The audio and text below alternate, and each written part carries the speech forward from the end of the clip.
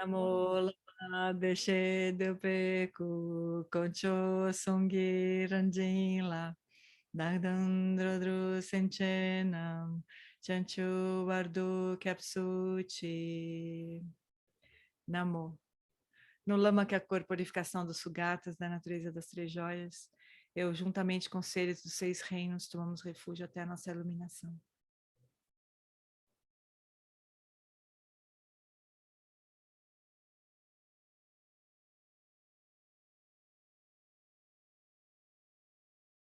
Semke droa kondonto lama sangue drubneni ganla gando trinleki droa droar damchao.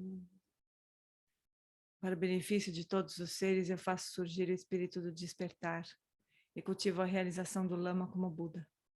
Por meio de atividades iluminadas, treinarei cada ser de acordo com suas necessidades e faço o voto de liberar o mundo.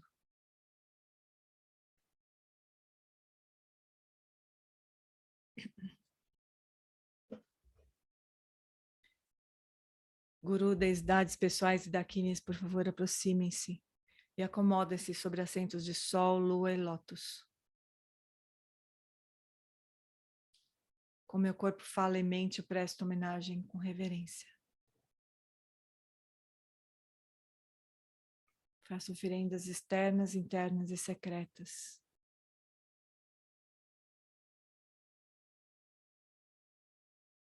Reconheço e exponho meus samaias quebrados, degenerados, faltas e obscurecimentos.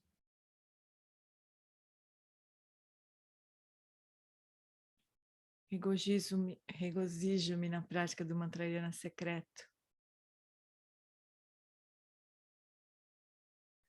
Por favor, girem a roda do Dharma do mantrayana secreto que amadurece e libera.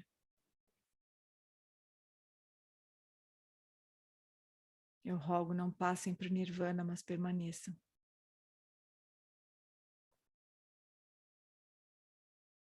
Dedico a essência aos seres sencientes, possamos nós realizar a natureza Vajra perfeita.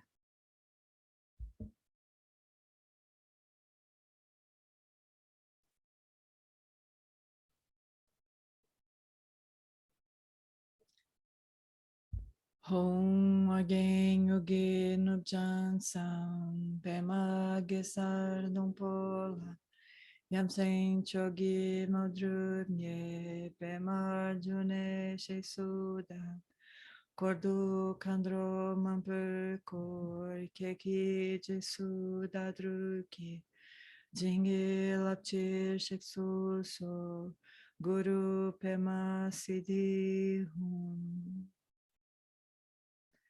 Na fronteira noroeste de Odiana, no coração de um lótus, está sentado aquele renomado como Padmasambhava que alcançou o espantoso Supremo Siddhi e está cercado por uma hoste de muitas dakinis. Seguindo suas pegadas, dedico minha prática, por favor, aproxime-se e conceda suas bênçãos. Guru Pema Siddhi Hum. Agora nós recitamos um mala do mantra do Guru e nós sentimos que as bênçãos fluem na nossa direção enquanto nós recitamos o mantra. Om Ahum Vajraguru Pema Siddhi Hum, Om Ahum Vajraguru Pema Siddhi Hum, Om Ahum Vajraguru Pema Siddhi Hum, Om Ahum Vajraguru Pema Siddhi Hum.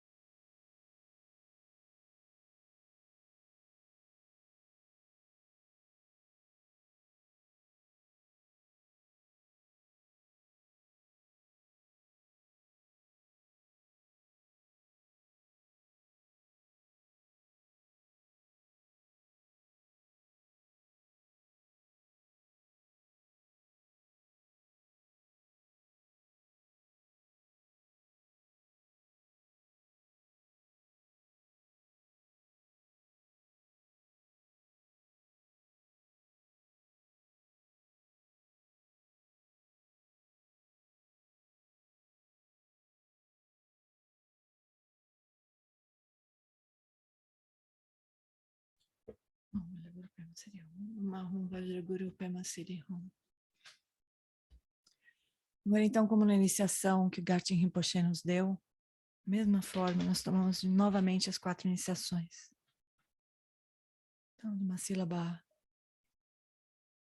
Om, na testa de Guru Rinpoche, irradia uma luz branca que penetra pela nossa testa, permeia todo o nosso ser. Essas são as bênçãos de corpo, purificam as ações de corpo. Lembra que Guru Rinpoche é da natureza do nosso lama. Receba as bênçãos de corpo.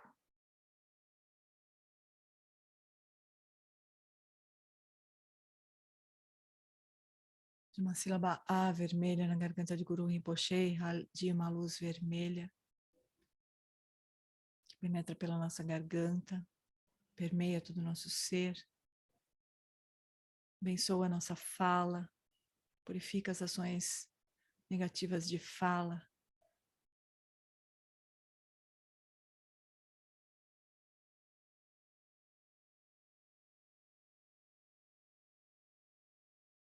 De uma sílaba Rum azul, no coração de Guru Rinpoche, irradia uma luz azul que penetra o nosso coração, permeia todo o nosso ser. Purifica as ações negativas de mente.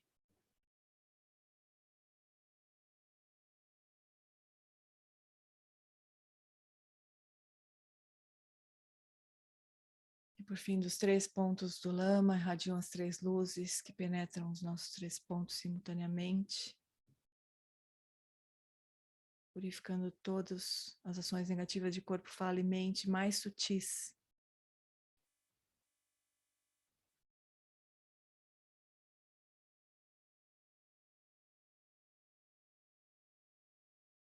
Agora nos convidamos, Guru Rinpoche, para se fundir conosco.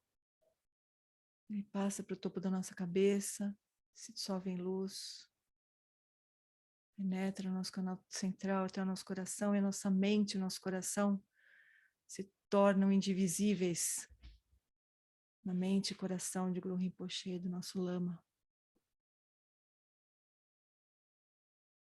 Nós descansamos por uns instantes.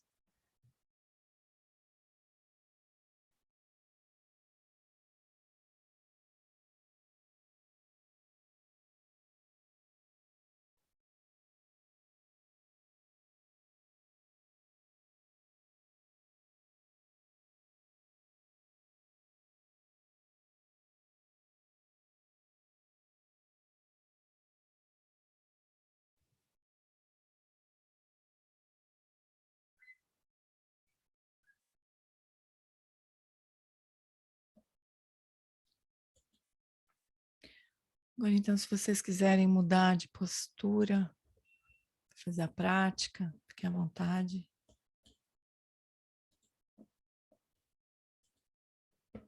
Vamos fazer a prática de estabelecer corpo, fala e mente em seus estados naturais.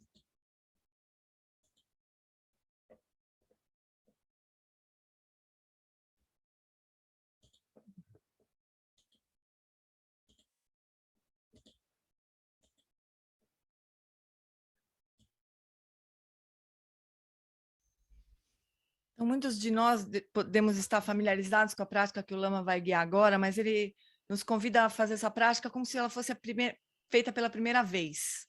Porque, na verdade, essa prática pode levar 1 ano para nós realmente ganharmos domínio sobre ela. E ela é a fundação para a nossa prática até atingirmos o corpo de arco-íris da grande transferência. So in a comfortable position with your spine straight, let's begin. Então, numa postura confortável, com a coluna ereta, nós vamos começar.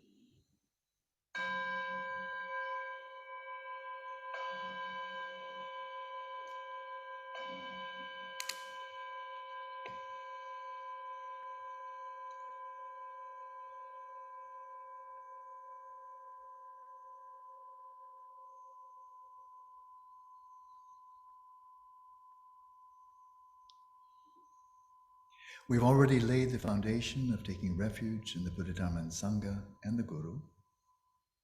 and arouse bodhicitta as our motivation for this practice. Então, nós todos já estabelecemos a base, fundação para essa prática. Nós tomamos refúgio no Buda, no Dharma, no Guru, e nós estabelecemos a bodhicitta como uma motivação para essa prática.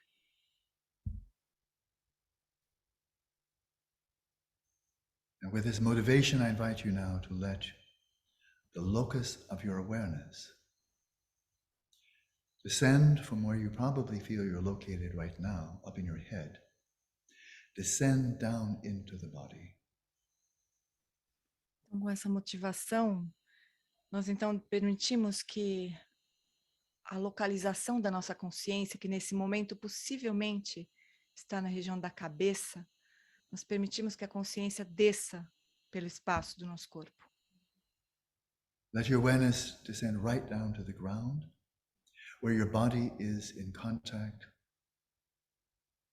with your yoga mat, with your chair, your meditation cushion. Deixa a consciência descer pelo espaço do seu corpo até o ponto de contato do corpo com o tapetinho de yoga, com a cadeira, com a almofada.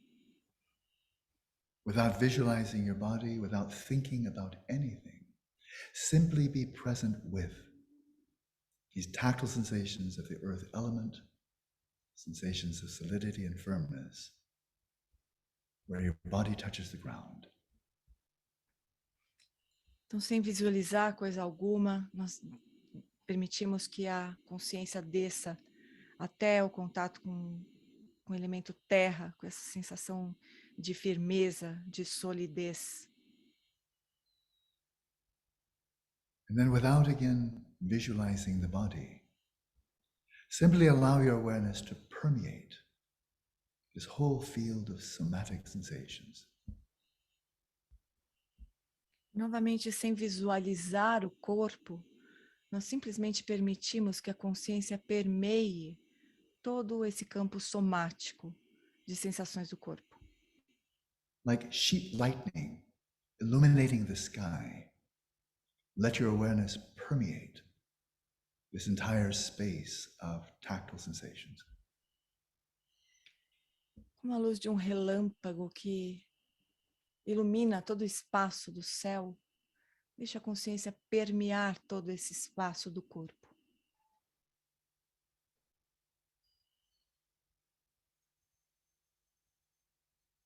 And deeply relax your body, releasing tension, releasing constriction. E relaxe o corpo, solte toda a rigidez, toda a tensão. Soften all the muscles of your face. Relaxe todos os músculos do rosto. Soften your eyes. Relaxe os olhos. And rest your body in a posture of comfort and ease. E deixe o corpo descansar numa postura confortável, à vontade.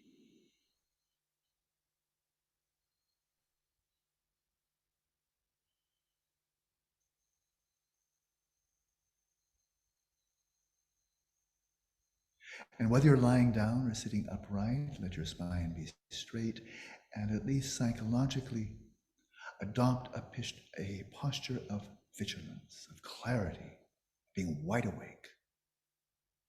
E quer você esteja deitado ou sentado numa cadeira, deixe a coluna bem ereta e adote internamente, psicologicamente, uma postura de vigilância, de alerta, de desperta. In this way, you settle your body in its natural state, relaxed, still, and vigilant. E assim, você estabelece o corpo no seu estado natural, relaxado, quieto e vigilante.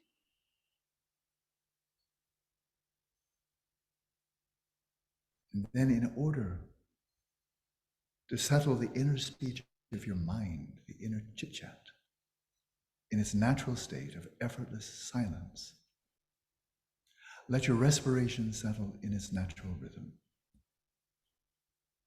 Então, agora, para estabelecer a fala interna, essa conversa interna, num estado natural de silêncio sem esforço, Estabeleça a respiração no ritmo natural.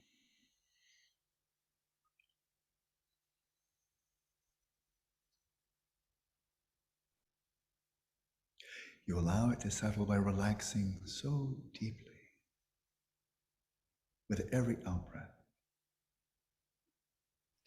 Você deixa a respiração se estabelecer no ritmo natural, relaxando bastante profundamente com cada expiração. With every exhalation, release any thoughts or images that may have come to mind. Let them vanish into the space of awareness. Solte todo pensamento, a imagem que surgir na sua mente, deixe que eles desapareçam no espaço da consciência. With every out-breath, relax more and more deeply.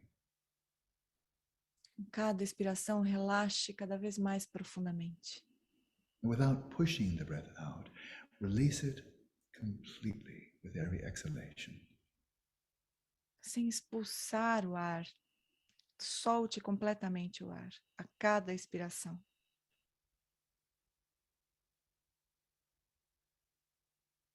With your mind very silent, simply allow the next breath to flow in effortlessly.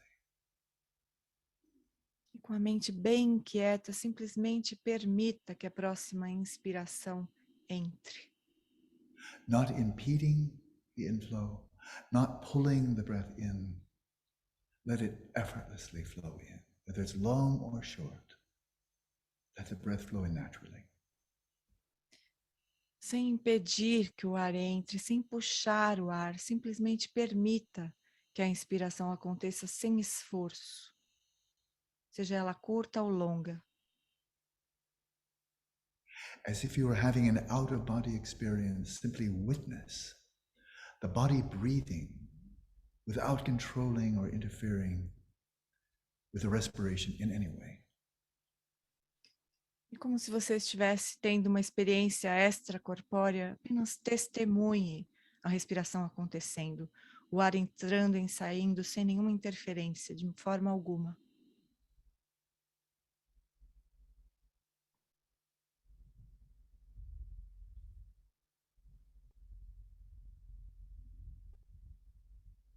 And then we turn even more inward to the mind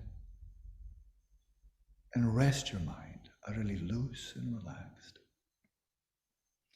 E agora nós nos dirigimos mais para dentro ainda. Nós relaxamos a mente, deixamos a mente bem solta, bem clara. Let your awareness come to rest right where it is, without directing it outwards or inwards or anywhere at all. Deixa a consciência repousar exatamente onde ela está, sem dirigir nem para dentro e nem para fora. Simply be aware of being aware. Simplesmente tome consciência de estar consciente.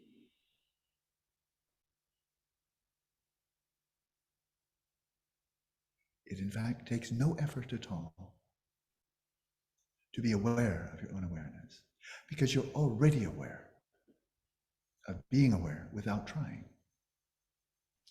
Na verdade, isso não demanda nenhum esforço, tomar consciência de estar consciente, porque de fato, na verdade, nós já estamos conscientes de estarmos conscientes. So withdraw your attention from all appearances to the mind and simply rest at ease in the awareness of awareness. Então, simplesmente recolha toda a sua atenção de tudo que surge para a mente e repouse simplesmente na consciência de estar consciente.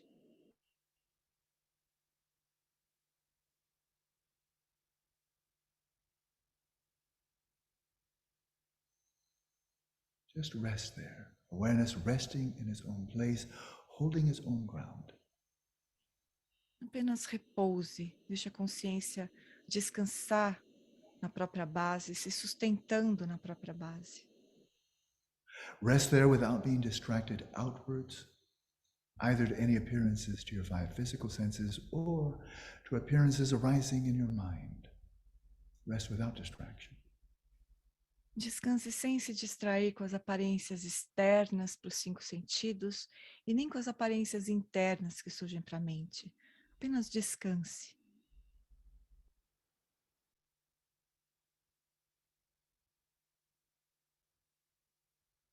Thoughts and other activities of the mind will certainly continue to arise. Os pensamentos e as outras atividades da mente certamente continuarão surgindo. Let them arise, Deixe que surjam,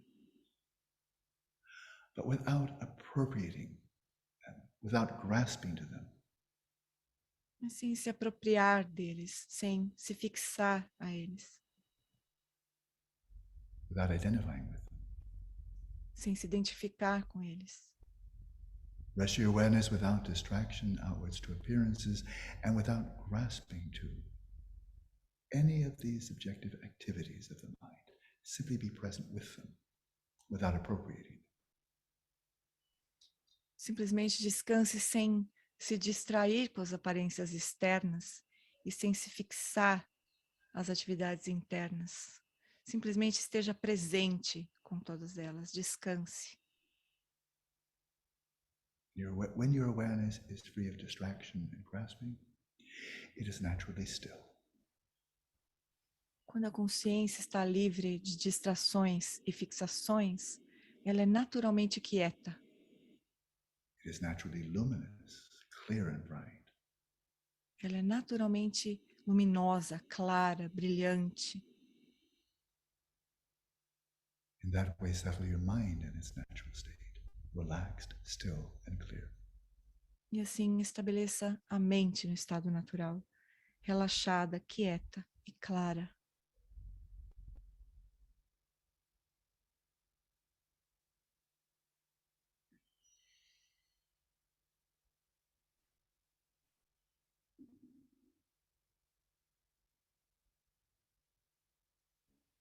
And now, while continuing to rest in the stillness of your awareness, just peripherally,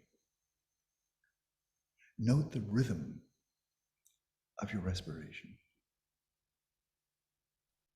E repousando continuamente na quietude da consciência, perifericamente apenas note o ritmo da respiração.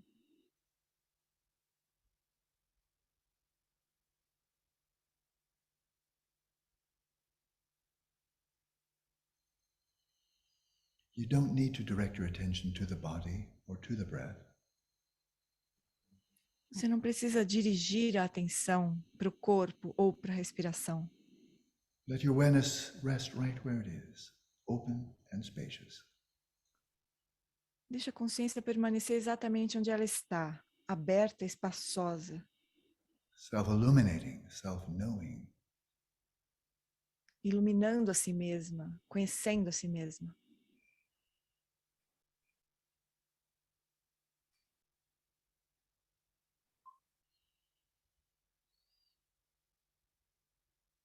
And observe how the rhythm of the respiration rises up to meet you without your needing to go looking for it. Perceba como o ritmo da respiração vem ao seu encontro, sem que você precise sair em busca dele.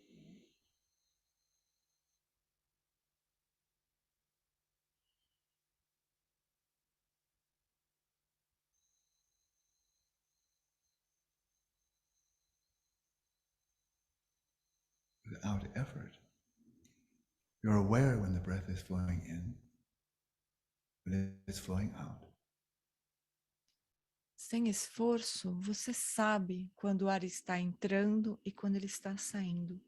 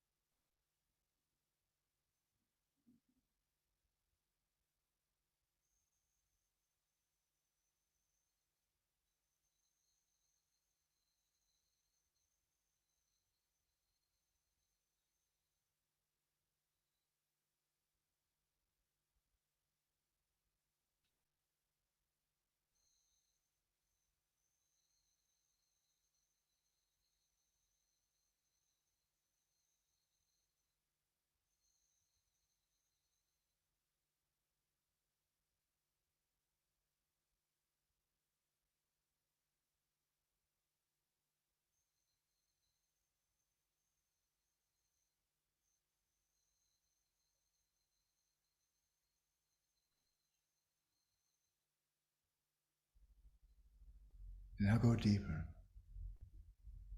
With every out breath, more and more deeply, more and more subtly, relax your body. E agora vá mais profundamente. A cada expiração, relaxe mais profundamente o corpo. Relaxe da forma mais sutil.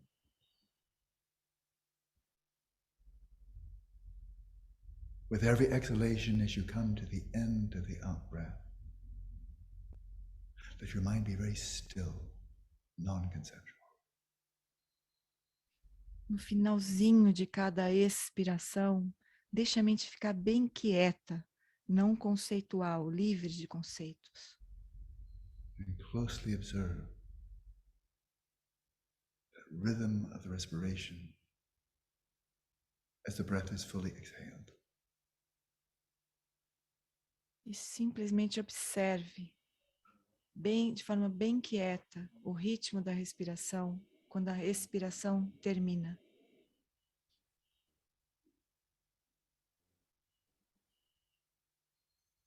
And following the end of the out breath, there may be a pause, or maybe not. E talvez, após o fim da expiração, haja uma pausa. Talvez não. Sooner or later, that next breath will flow in, and it will do so effortlessly. Mais cedo ou mais tarde, a próxima inspiração irá entrar. E você apenas permite que ela entre.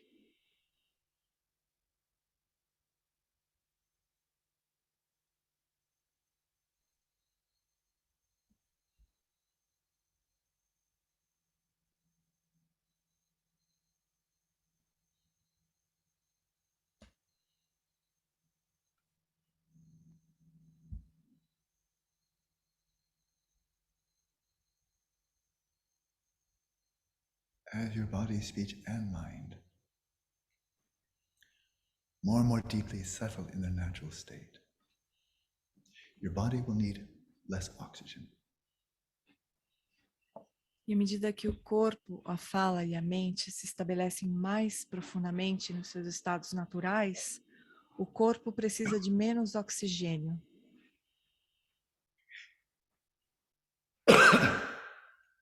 Consequently, your breath will become shallower. E como consequência, sua respiração vai se tornar mais superficial.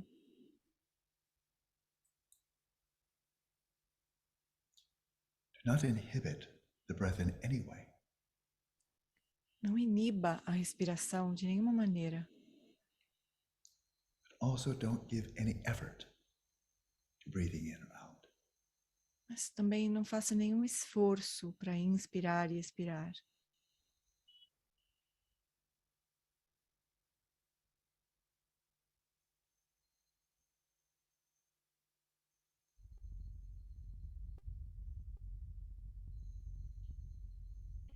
And you will know that your breath has settled in its natural rhythm.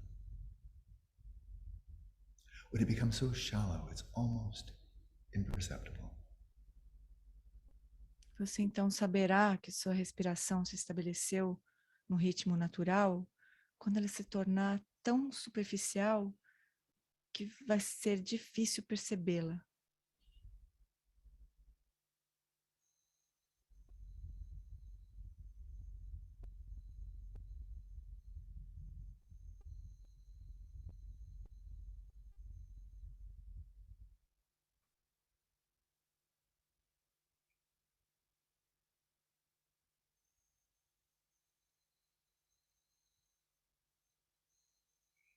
See for yourself, when your respiration has now settled in this natural, sustainable rhythm,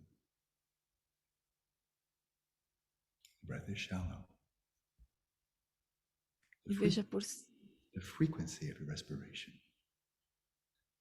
may settle into a rhythm of about 2 seconds during in-breath, 2 seconds during out-breath. See for yourself. E veja por si mesmo que quando a respiração se estabelece num ritmo natural e sustentável, a frequência da respiração é mais superficial. Veja por si mesmo se ela não se acontece em 2 segundos na inspiração e 2 segundos na expiração. Don't try to make it so. Não tente fazer com que isso seja assim. Don't try to make your breath short Não tente fazer com que a respiração seja mais curta or shallow. ou mais superficial. As your breathing gradually settles in its natural state, sometimes the in-breath may be long, sometimes short. The body will work itself out. The body will balance itself by way of the respiration. Let it be. Simply observe it without intervention. Quando a respiração se estabelece no ritmo natural, às vezes ela é longa, às vezes ela é curta. O corpo busca seu próprio equilíbrio sozinho. Você não precisa interferir, apenas testemunhe.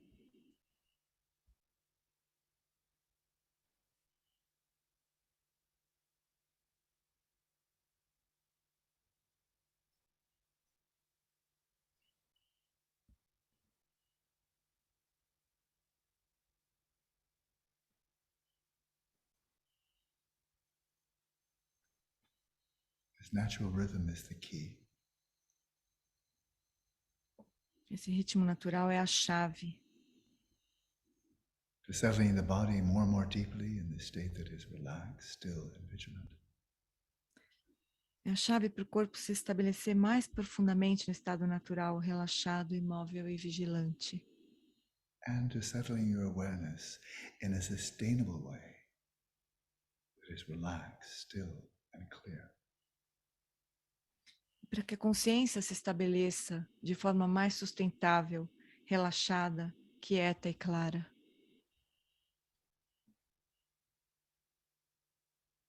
So allow the respiration to settle in its natural rhythm. Então, permita que a respiração se estabeleça no ritmo natural. And continue to rest effortlessly in this self-illuminating, self-knowing flow of awareness. E continue repousando nesse fluxo de consciência que se auto-ilumina e autoconhece.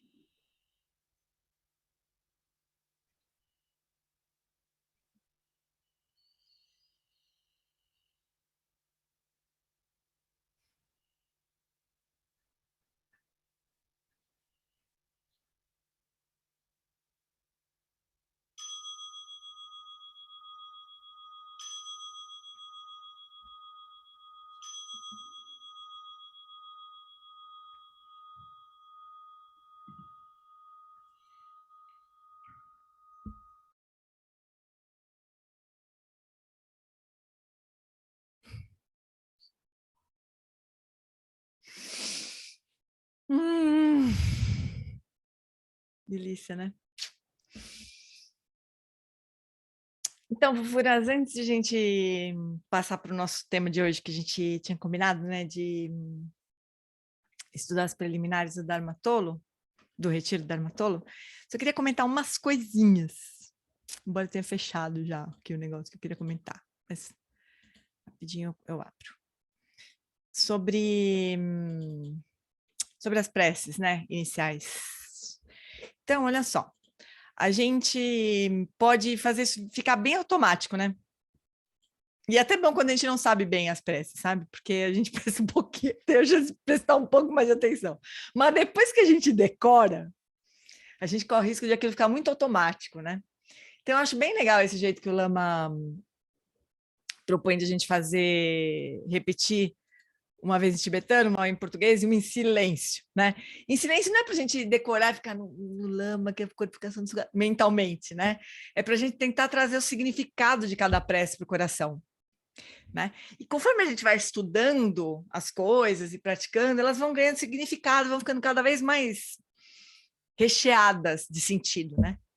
Então, por exemplo, hoje a gente vai estudar, começar a estudar as preliminares. Então, conforme a gente vai vendo os defeitos do Sansara, vamos dizer assim, ou como o Sansara é, a gente vai dando uma desistida dele, né?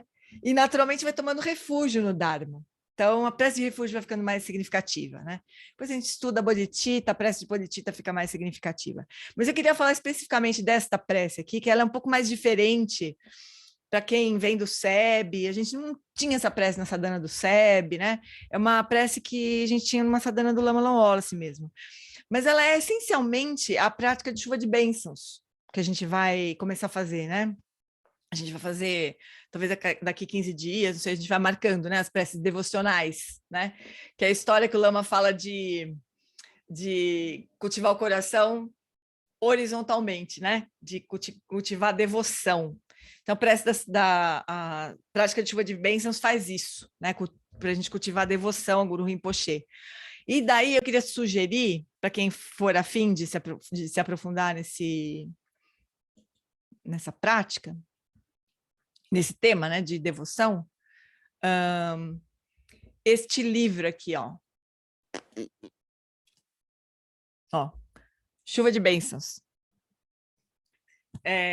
da Lúcida Letra, né, um livrinho curtinho, assim, fininho, né, que explica a prática de chuva de bênçãos. Então, daqui a pouco talvez não semana que vem a outra, talvez até semana que eu preciso ver aqui, a próxima semana é 7 de novembro, né? Talvez dê para fazer semana que vem, não tem nada a princípio marcado dia 7, mas a gente vai falando no grupo, né? Mas para a gente fazer. E quem também. Muita gente já fez a prática de chuva de bênçãos, né? Esse livrinho é muito legal, sabe? Porque ele explica um pouquinho, né, a prática de chuva de bênçãos, né? E é basicamente essa estrutura aí dessa prece de 10 ramos, né? E também as 4 iniciações que a gente faz depois da recitação do mantra de Guru Rinpoche, ela é essa iniciação que a gente assistiu, que a gente recebeu do Gatin Rinpoche, essencialmente, né? Então, é como se a gente pudesse receber essas iniciações de novo, de Guru Rinpoche, sozinho, sem precisar o Lama conceder essas iniciações para a gente outra vez, né? Então, a gente recebe essas bênçãos de corpo, de fala e de mente. E são essencialmente bênçãos para a gente não reificar nada, nenhuma forma, nenhum som e nenhum pensamento. Essencialmente, a gente poderia dizer que é isso, né? Para a gente poder repousar cada vez mais livres, né? Na natureza da mente e se descolando um pouco, né? Das aparências, vamos dizer assim. Beleza? Sobre a prática, eu queria só fazer um comentário, assim. Algumas pessoas me perguntaram assim, como é que a gente pode avaliar nosso progresso na prática de shamatha. A minha sugestão de coração é que a gente não se preocupe com isso, sabe? Nessa nossa situação, assim, né? Que a gente simplesmente pratique, faça as práticas, né? A gente está aqui fazendo uma prática por semana do retiro, né? Então, a gente pode continuar fazendo essa prática durante a semana, sabe?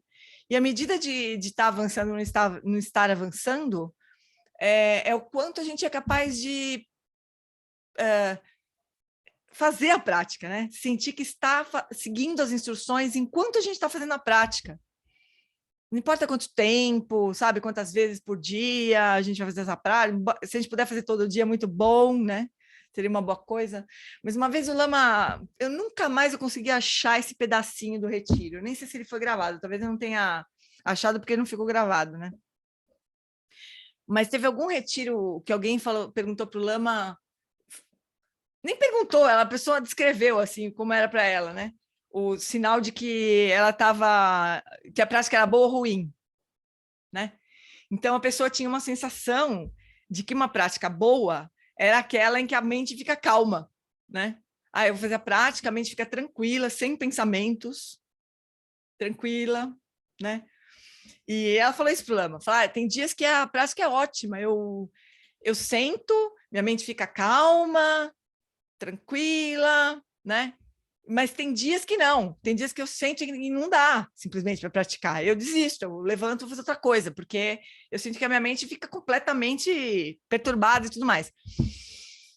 Aí o Lama fala assim, olha, é muito importante a gente entender qual é a referência que a gente usa para julgar se uma prática foi boa ou ruim, né? Isso é muito importante. E o que acontece na prática é que nós, praticantes, levamos para a prática a nossa intenção de acalmar a mente, de estabelecer o corpo, nesse caso agora, não foi isso que ele falou, mas agora, por exemplo, nessa prática que a gente fez, né? De estabelecer o corpo, fala e a mente nos estados naturais, nós levamos como praticantes essa intenção para a prática. A nossa mente, ela traz outras coisas para a prática, ele falava, né? Nossa mente pode cuspir na cara da gente, pode atirar casca de banana na cara da gente durante a prática, né? Mas nós, praticantes, sustentamos a intenção de tranquilizar, de estabelecer o corpo, a fala e a mente nos estados naturais, como se a gente abraçasse essa mente que está esperneando, tipo uma criança que está esperneando. A gente não vai deixar a criança para lá e falar, se dane você, fica esperneando aí à vontade, você que se dane. A gente vai pegar essa criança no colo, tentar acalmar essa criança. Pode ser que ela acalme, pode ser que ela não acalme, mas a gente não desiste da criança, né? Então, o Lama falou assim, olha, se no dia em que a sua mente está muito perturbada, né, você desiste da prática, é como se você falasse assim, hoje eu estou doente demais para tomar remédio, acho que eu vou tomar amanhã. Talvez amanhã esteja melhor, daí eu tomo remédio. É mais ou menos isso, né? Então, a medida da qualidade da nossa prática é o quanto a gente sustentou a intenção de seguir a prática, né? De seguir as instruções, nem que seja 1.400 vezes durante os 24 minutos, assim. Tem dias que a gente senta e o corpo não está afim de ficar lá, a mente não está afim de ficar lá, né? A gente tem que voltar, sentar de novo 400 vezes, né? E não faz mal, a gente faz isso 400 vezes. Essa é a prática. É sentar 400 vezes, é soltar as distrações 400 vezes. Essa é a prática, né? Prática não é ficar viajando nas distrações ou nas fixações todas nossas, não é desistir, só fazer quando está tudo bem, né? É o quanto a gente sustenta a nossa intenção de seguir a prática. Esse é o importante, né? Então, a gente não precisa se preocupar. Daqui a pouco a gente vai, talvez, ler o Revolução da Atenção, que é um livro maravilhoso, ou mesmo as instruções agora do John Limpa, e as quatro fases da atenção plena, né? A gente vai ficar se perguntando em que fase que a gente está. Não importa em que fase que a gente está, nesta nossa situação. O dia que a gente entrar em retiro de Shamatha, né?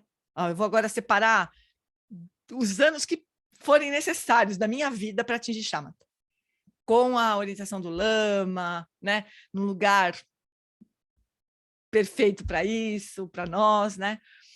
Nesse momento a gente pode começar a se preocupar em como que está indo o nosso avanço na prática, mas enquanto a gente está na vida, né?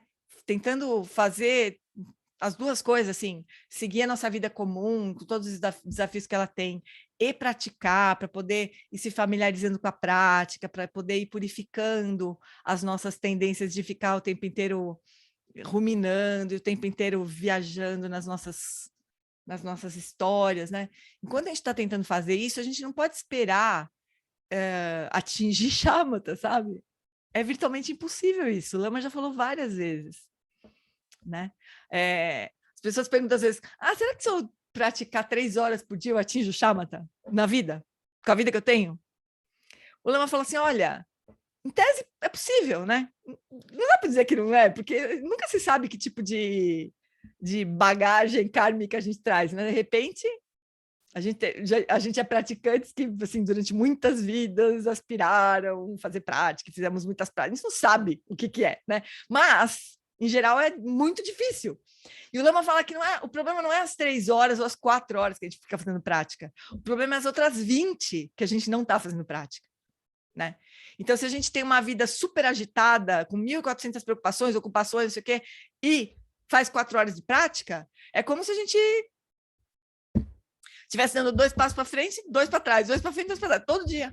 A gente não vai sair do lugar, mas tá bom também. Pelo menos a gente não tá voltando para trás, né? Mas a gente não pode ter expectativa de avançar no caminho de Shamatha, né? A gente vai avançar no caminho do Dharma seguramente, mas não de Shamatha, né? Então a gente não se preocupa com isso. A gente segue fazendo as práticas, né? Segue cultivando tudo que a gente, todos os ensinamentos que a gente está recebendo, né? É Chuva de Bênçãos do Jangam, do Mipan Rinpoche, exatamente. A sadhana é dele, né? E o livro é Comentários do Lama Yeshe Gyamtso. Sugestão, tá bom? Beleza? Alguém quer comentar alguma coisa, reclamar? Perguntar alguma coisa?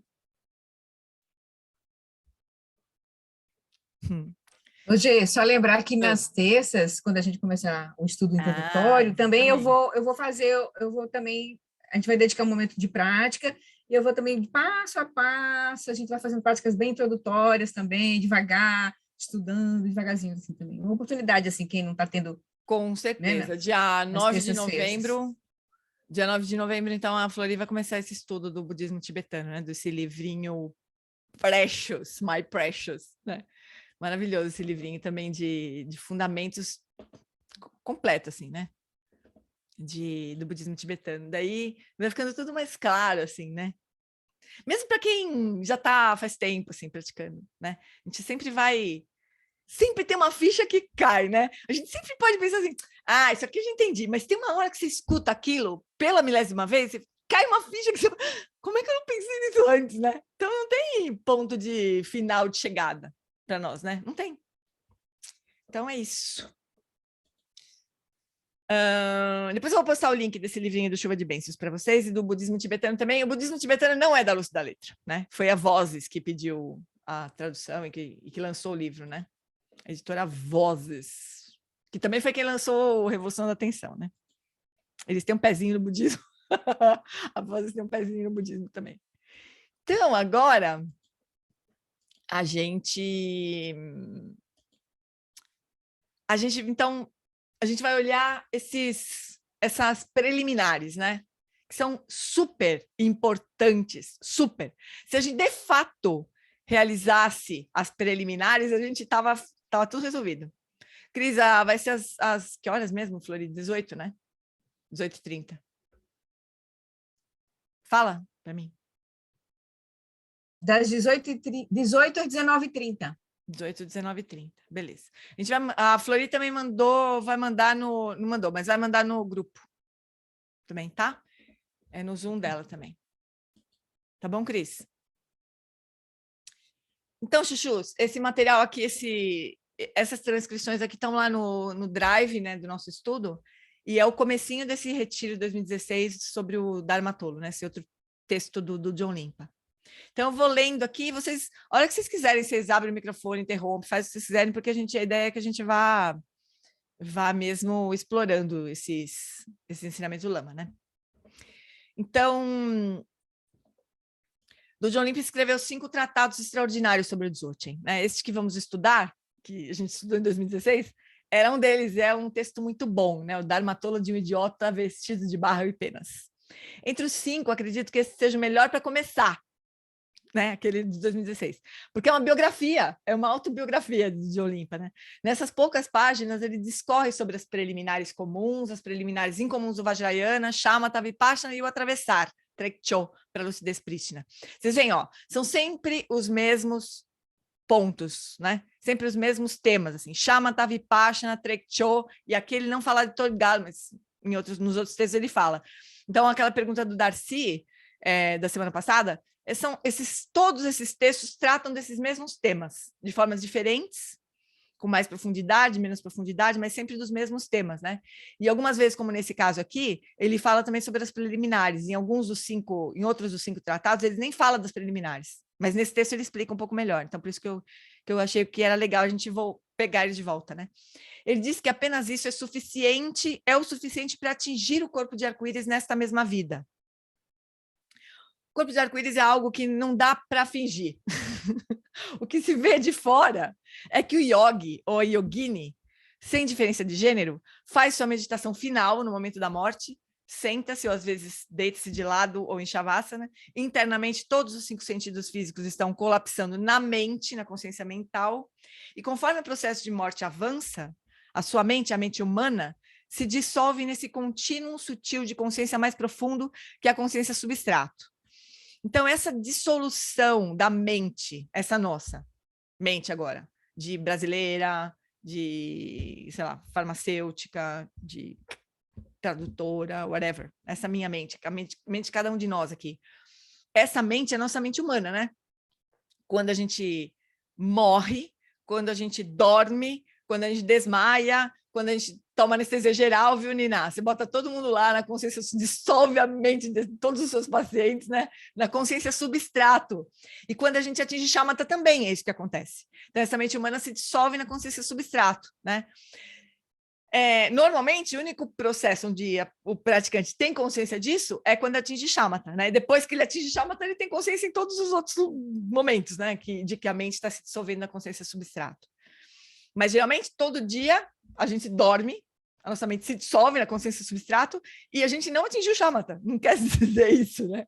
Porque o processo é completamente involuntário, inconsciente e a gente não consegue replicar toda hora, né, também. E a gente não atinge a consciência substrato propriamente. A gente não acessa as qualidades de quietude, de não conceitualidade, de bem-aventurança, de luminosidade da consciência substrato, né? Bom, em seguida, então, quando esse yogi morre, né, ele morre com consciência, morre lúcido, e a mente se dissolve na consciência substrato, e em seguida ele atravessa para a lucidez prístina, para a consciência primordial. Então, lembra sempre que a gente tem esses três camadas, vamos dizer, de consciência. Consciência mental, essa nossa, a consciência substrato, que é esse contínuo que segue de uma vida para outra, que não é humana mais, que é... O Lama fala que é como se fosse uma consciência tronco, sabe igual a célula tronco, que pode se diferenciar em muitas coisas. A consciência substrata é como se fosse uma consciência tronco, ela se diferencia em muitas coisas. Então, nesta vida aqui, nós tivemos esse corpite aqui, essa mente humana, mas numa próxima vida pode ser, né, que a gente tem um corpo de Deus, ou de bichinhos, ou de demônios, ou de fantasmas famílias, eles não sabem o que vai acontecer, né? Mas a gente espera que seja pelo menos humana, na melhor das hipóteses, humana, na verdade. E aí ainda tem uma terceira dimensão da consciência, que é a consciência primordial, a consciência do Buda, né? E é como se essas consciências também elas tivessem graus diferentes de condicionamento. Então, uma forma mais condicionada é a nossa mente humana, super condicionada, né? E é como se fosse uma pedra de gelo, dura, assim, né? Aí, aquilo pode se dissolver na consciência substrato, se dissolve todo dia na consciência substrato, que é como se fosse raspadinha. O Lama não fala isso porque eu não sei nem se existe. Eu não sei como explicar para ele isso também. Mas é como se fosse raspadinha, né? Aquela gelinho, assim. Consciência substrato, né? Menos condicionada, mas ainda assim tem todos os karmas ali, né? E aí, daqui a pouco, ela se congela de novo num pedrão de gelo, e depois dissolve, daí pedrão de gelo, dissolve. Mas mais, quer dizer, mais livre, menos condicionada do que a consciência substrato é a consciência primordial, que é água líquida, né? Mas o legal de a gente entender é que é água, desde o gelo até a água líquida, é água, é H2O, a mesma H2O, né? Então, não dá para dizer que o Lama, quando ele tem algumas práticas de consciência da consciência que ele guia, que nós vamos fazer aqui, eu acho que ele falou um pouco assim, numa das práticas que a gente fez esse ano, se eu não me engano, que a gente, quando repousa na consciência da consciência só, né, só na experiência de estar consciente, a gente não está repousando em Rigpa, né, consciência primordial. Não, né? Mas também não é diferente da consciência primordial, porque, por fim, é H2O, né? Então, ele fala que a gente está descansando na ponta do raio de sol de Rigpa. Que coisa mais bonita isso, né? É lindo de morrer essa metáfora, eu acho. Assim, o sol é a consciência primordial, o Rigpa, né? A ponta do raio de sol é a nossa consciência mental. Então, a gente está repousando na ponta do raio de sol, mas é do sol. A gente não está em outro lugar, né? É super bonitinha essa metáfora. Ô, Gê, Sou eu. por ser por ter o mesmo composto, o estado sólido, raspadinha e líquido, mas ainda assim ser água, né? Tá certo que, usando a mesma metáfora, que num estado líquido as coisas estariam mais fluídas, né? Que no estado sólido, né? Mas ainda assim não há nenhuma alteração da questão do karma, né? Que ainda vai ter que ser enfrentado mais para frente, né? Trecho. Não, então, Trekchö está na passagem da raspadinha para a água. Trekchö é atingir a água, né? Vamos ver, vamos dizer assim, Trekchö é botar o pezinho na água, assim, né? Como se estivesse atravessando, né? Para a água. Aí a água é a consciência primordial, mas é que não é 0 ou 100. A gente vai e volta. Sim, né? sim, não é 0,100 porque a gente não atingiu ainda aquele... mas ainda Não, assim nem Trekchö água, é 0 né? ou 100. Uhum. Mas água... É que metáfora sempre tem limitação, Sim, né? sim, Mas sim. água é tudo Mas que você pode assim, esperar. sim, É o mas último estágio. tá, mas então ela nesse estado líquido a gente já teria assim, tomando que não é 0 ou 100, nesse estado líquido a gente já teria deixado assim das aflições mentais e consequentemente do karma 70%, vamos dizer assim. 100% no final, porque 100% pensa no assim, final. ó, água é consciência primordial, é Rigpa, né? Só que não é que a raspadinha dissolve assim, pronto, acabou, dissolveu, né? Vai dissolvendo devagar. Então é assim, a gente vai, cai de novo em algumas pegadinhas, mas tem uma hora que a gente repousa em Rigpa. E daí tem uma prática adicional que não dá para imaginar como seria a metáfora, né? Já a metáfora acaba por aí, né? Em Rigpa. Trekchö, Rigpa. Mas tem uma fase adicional no caminho do John Limpa, que é a prática de Todgal, né? Que é repousar em Rigpa e permitir que as qualidades todas da natureza primordial se manifestem. Então, na metáfora não cabe, mas teria essa fase adicional. Mas quando a gente, por fim, dissolve toda a raspadinha, fim do karma, mente de Buda, né? A partir daí é só se manifestar livremente. Certo, Manas? Oi. Gê, Fala, Cris. eu acredito que Toggle seria vapor. Pode ser. Pode ser, né? O vapor se expandindo e, sei lá, tomando formas e configurações. Poderia ser vapor. Boa. Recebendo a luz, né? Aí a luz começa a penetrar nas partículas de vapor e começa a pintar. Boa.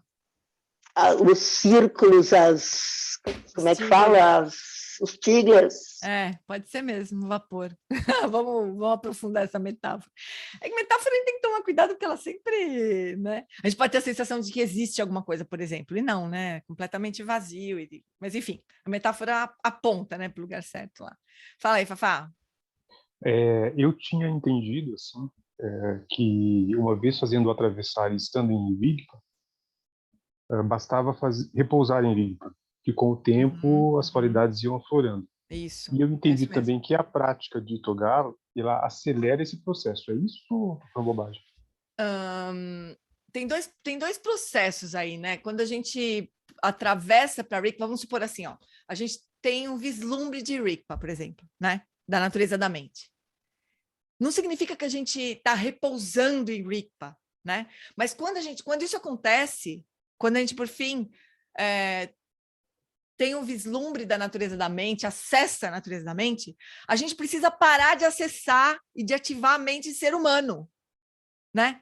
Então, é a não meditação, é o não fazer nada que ative de novo a mente do ser humano lá, né? Que vai fazer de novo a raspadinha, o gelo, tudo aquilo, né? Então, a gente só para de se complicar. Para tudo. Não meditação, não ação, né? Para, e aí a gente vai repousar cada vez mais em Rigpa, como se a raspadinha fosse dissolvendo sozinha mesmo, né? Agora, Todgal é uma outra parada. Eu nem entendo direito, Fá, porque o Lama nem explica direito Todgal pra gente, né? Porque é tão inacessível para nós que não faz nem sentido. Ele fala, eu vou falar para vocês o que vocês têm que fazer quando vocês sentarem na poltrona de Rigpa, mas vocês não sabem nem onde fica a poltrona. Ninguém está nem sentado na poltrona, como é que, né? Então, diz ele que as práticas são ridiculamente simples, assim, é tipo um jeito de posicionar o olhar e o corpo, não sei o quê, e aí, sei lá, surgem as visões de Todgal, né? Eu tinha entendido isso porque ele comentou que com a prática de Togara a gente conseguiria fazer aqueles pulos dos níveis de Bodhisattva. Talvez eu tenha confundido um pouco por conta disso. Associado a que iria acelerar por conta disso. Exatamente. Mas tem uma prática aí, que não é específica, né, de Todgal, que eu não sei qual é. Talvez não vá saber tão cedo também. Mas é importante a gente entender isso, né? Onde que entra a não meditação? Teve outras pessoas que me perguntaram assim, esse termo não meditação é muito atraente, né? Falaram, oba, não meditação é para mim, eu não sei meditar mesmo, não consigo meditar, então vou fazer a não meditação. Só que a não meditação, ela é infinitamente mais avançada do que a meditação, né? Porque a não meditação significa o quê? Que a gente já atingiu Shamatha, atingiu Vipassana, atravessou para Rigpa, e agora nós vamos não meditar. Nós não vamos mais acionar a mente de ser humano. Isso é não meditação. Quer dizer, tá lá na frente, né? Não é só assim, beleza. É para mim esse ensinamento. Eu sou meio preguiçosa, não gosto muito de praticar, então agora eu vou praticar a não meditação. Espertona, né? Espertona. Não é bem isso, é muito mais complicado do que isso, né? Hoje eu fico imaginando como se a não meditação fosse lá no retiro presencial. Eu já imaginava isso quando a gente começou a falar de não meditação, né? Lá em Viamão. Eu imagino, né?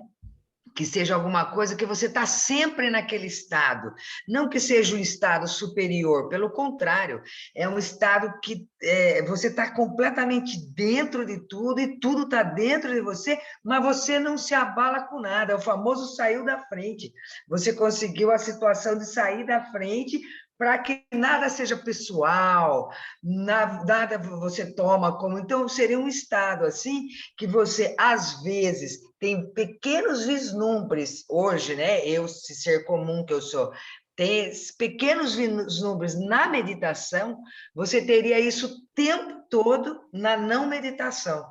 É o tempo todo, mas é lá na frente, né? Uma vez perguntaram para o Rinpoche, para o Chaga do Rinpoche, quantas horas por dia ele praticava? A resposta dele foi 24. Porque qual que era a prática dele? A prática dele era não meditação, era não ativar a mente do ser comum, do ser humano, né? Que é o que você está falando, sair da frente e tudo mais. Mas é uma prática muito avançada, quer dizer, é uma prática que está muito avançada no caminho, vamos dizer assim. É a prática mais simples, né? Porque não fazer nada. Só que a perfeição do não fazer nada. Não é o não fazer nada, é a perfeição do não fazer nada. Quer dizer, tá lá na frente para a gente não se enganar, né? Oi, Cris. Mas eu acho que assim, não se deve deixar também como um abismo muito grande, porque isso é como tu falou, para passar da raspadinha para a água, tem gradações e vai e volta. Então, por exemplo, acredito eu, por experiência própria, que chega um ponto de que você precisa ficar muito mais tempo no pós-meditação, ligado no pós-meditação, do que na meditação. Uhum. Porque o pós-meditação, que é justamente cair de volta no gelo, é muito mais suscetível de você solidificar de novo os pensamentos, entendeu? Uhum. Reificar novamente o eu, né? Uhum. Então, essa oscilação, né, do pós-meditação e da meditação fica muito mais clara, né? Uhum. Não é mesmo 0, que você não esteja lá adiante, entendeu? Entendi. Mesmo que você não esteja lá adiante, se você tem uma prática diária e começa a perceber esses, mesmo que sutilmente tenha vislumbres de Rigpa, você fica muito mais inclinado a querer Rigpa do que querer o gelo, entendeu? A né? fixação da mente, né? Não é nada é 0 ou 100, a gente vai avançando, a gente vai dando menos solidez para as coisas. Isso é maravilhoso, né? Eu só acho que a gente precisa ter um cuidado de não de entender bem os termos, assim, sabe? E de entender bem especialmente esse tema da não meditação, por causa do bendito do texto. Eu não sei por que o Dude Olimpa deu esse nome para esse texto, assim, estado búdico sem meditação, né? Porque todo mundo fica louco para aprender esse negócio, né? Mas entender exatamente o que isso significa, né? De ponto do caminho que a gente está falando. O Dzogchen é não meditação. O Dzogchen é não meditação, pois é. O Dzogchen então ele, como era mestre de Dzogchen, ele estava falando exatamente desse ponto. Né? O ponto do Dzogchen é justamente esse, da passagem da raspadinha para a água. Então, nós estamos falando... Agora, o que nós temos que entender é que antes do Dzogchen, tem Shamatha e tem Vipassana, né? E antes de tudo isso, tem os preliminares ainda, né? Então, assim, nós temos todo esse caminho para percorrer, que pode ser rápido, que depende do karma de cada um, depende das habilidades de cada um, né? Mas o Lama, eu estou dizendo isso porque o Lama, embora ele esteja ensinando esses textos para nós, ele é muito enfático em lembrar isso para nós, né? Nos lembrar disso, assim. Que antes de a gente se dizer um praticante do Dzogchen, a gente precisaria entender que tem esses passos anteriores, né? De Shamatha, de Vipassana. Concordo super contigo, assim, que não é para a gente achar que é uma coisa inalcançável, porque senão a gente para por aqui mesmo, né? Assim, tipo, senão não precisávamos nem estar no grupo, né? Exatamente. Nem precisávamos, assim, a gente ia achar os retiros com o Lama uma coisa completamente enlouquecida. Olha os textos que ele está trazendo. Puro Dzogchen, pura água, ou seja, e eu acredito mesmo, por ter certeza disso, que tem dias que você realmente acessa Rigpa, mesmo se sendo um praticante de capacidades inferiores, né? Como eu sou, por exemplo, né? Então, eu tenho certeza de ter, tanto que, assim, eu não teria, por exemplo, cada vez mais pavor do samsara, entre aspas, né? Pavor do samsara, ou não querer que perpetuar o samsara se eu não tivesse insights que me levassem a Rigpa, né? O Lama então, fala que acredito assim, que a gente... O Lama fala assim que a metáfora do sol, né? A gente intui algumas vezes, outras vezes a gente realmente percebe onde está o sol, né? O sol está ali, Rigpa está ali. Eu sei onde está. Pode estar coberto por muitas nuvens, mas tem um clarão atrás dessas nuvens que eu sei que é Rigpa, né? E às vezes pode acontecer dessas nuvens dar uma abridinha. Dá uma afastadinha, né? Dá uma afastadinha. Fala, aí pouco... você diz, opa, para aí um pouquinho, cara, né? Eu quero isso aqui. Exatamente. A gente fala, putz, existe mesmo, né? Mas aí, como a gente não tem estabilidade, aquelas nuvens fecham de novo. Exatamente. Mas aquilo vai nos alimentando, né, no caminho. Isso é verdade, né? E a gente por confia isso que eu também. falo para você, por isso que eu falo para você, que é como o Lama diz, né? Não vai chegar um momento na vida da pessoa, do praticante, que ele quer entrar em retiro. Exatamente. Quer porque estabilizar isso. Porque a meditação já é tão importante quanto a meditação. Né? Aliás, é mais. Eu estava lendo, que, aliás, é uma loucura, né, Gê? Tu deve ter lido, tu deve saber. Eu estou estudando o Spacious Path of Freedom, né? É uma maravilha total.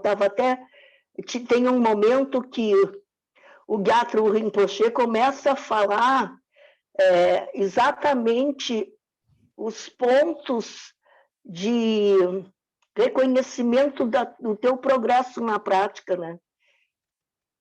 Que ainda há pouco foi falado aqui no grupo, né? Então, assim, mas isso, assim, tanto falando o reconhecimento desses pontos, quanto falando também o reconhecimento dos erros, né?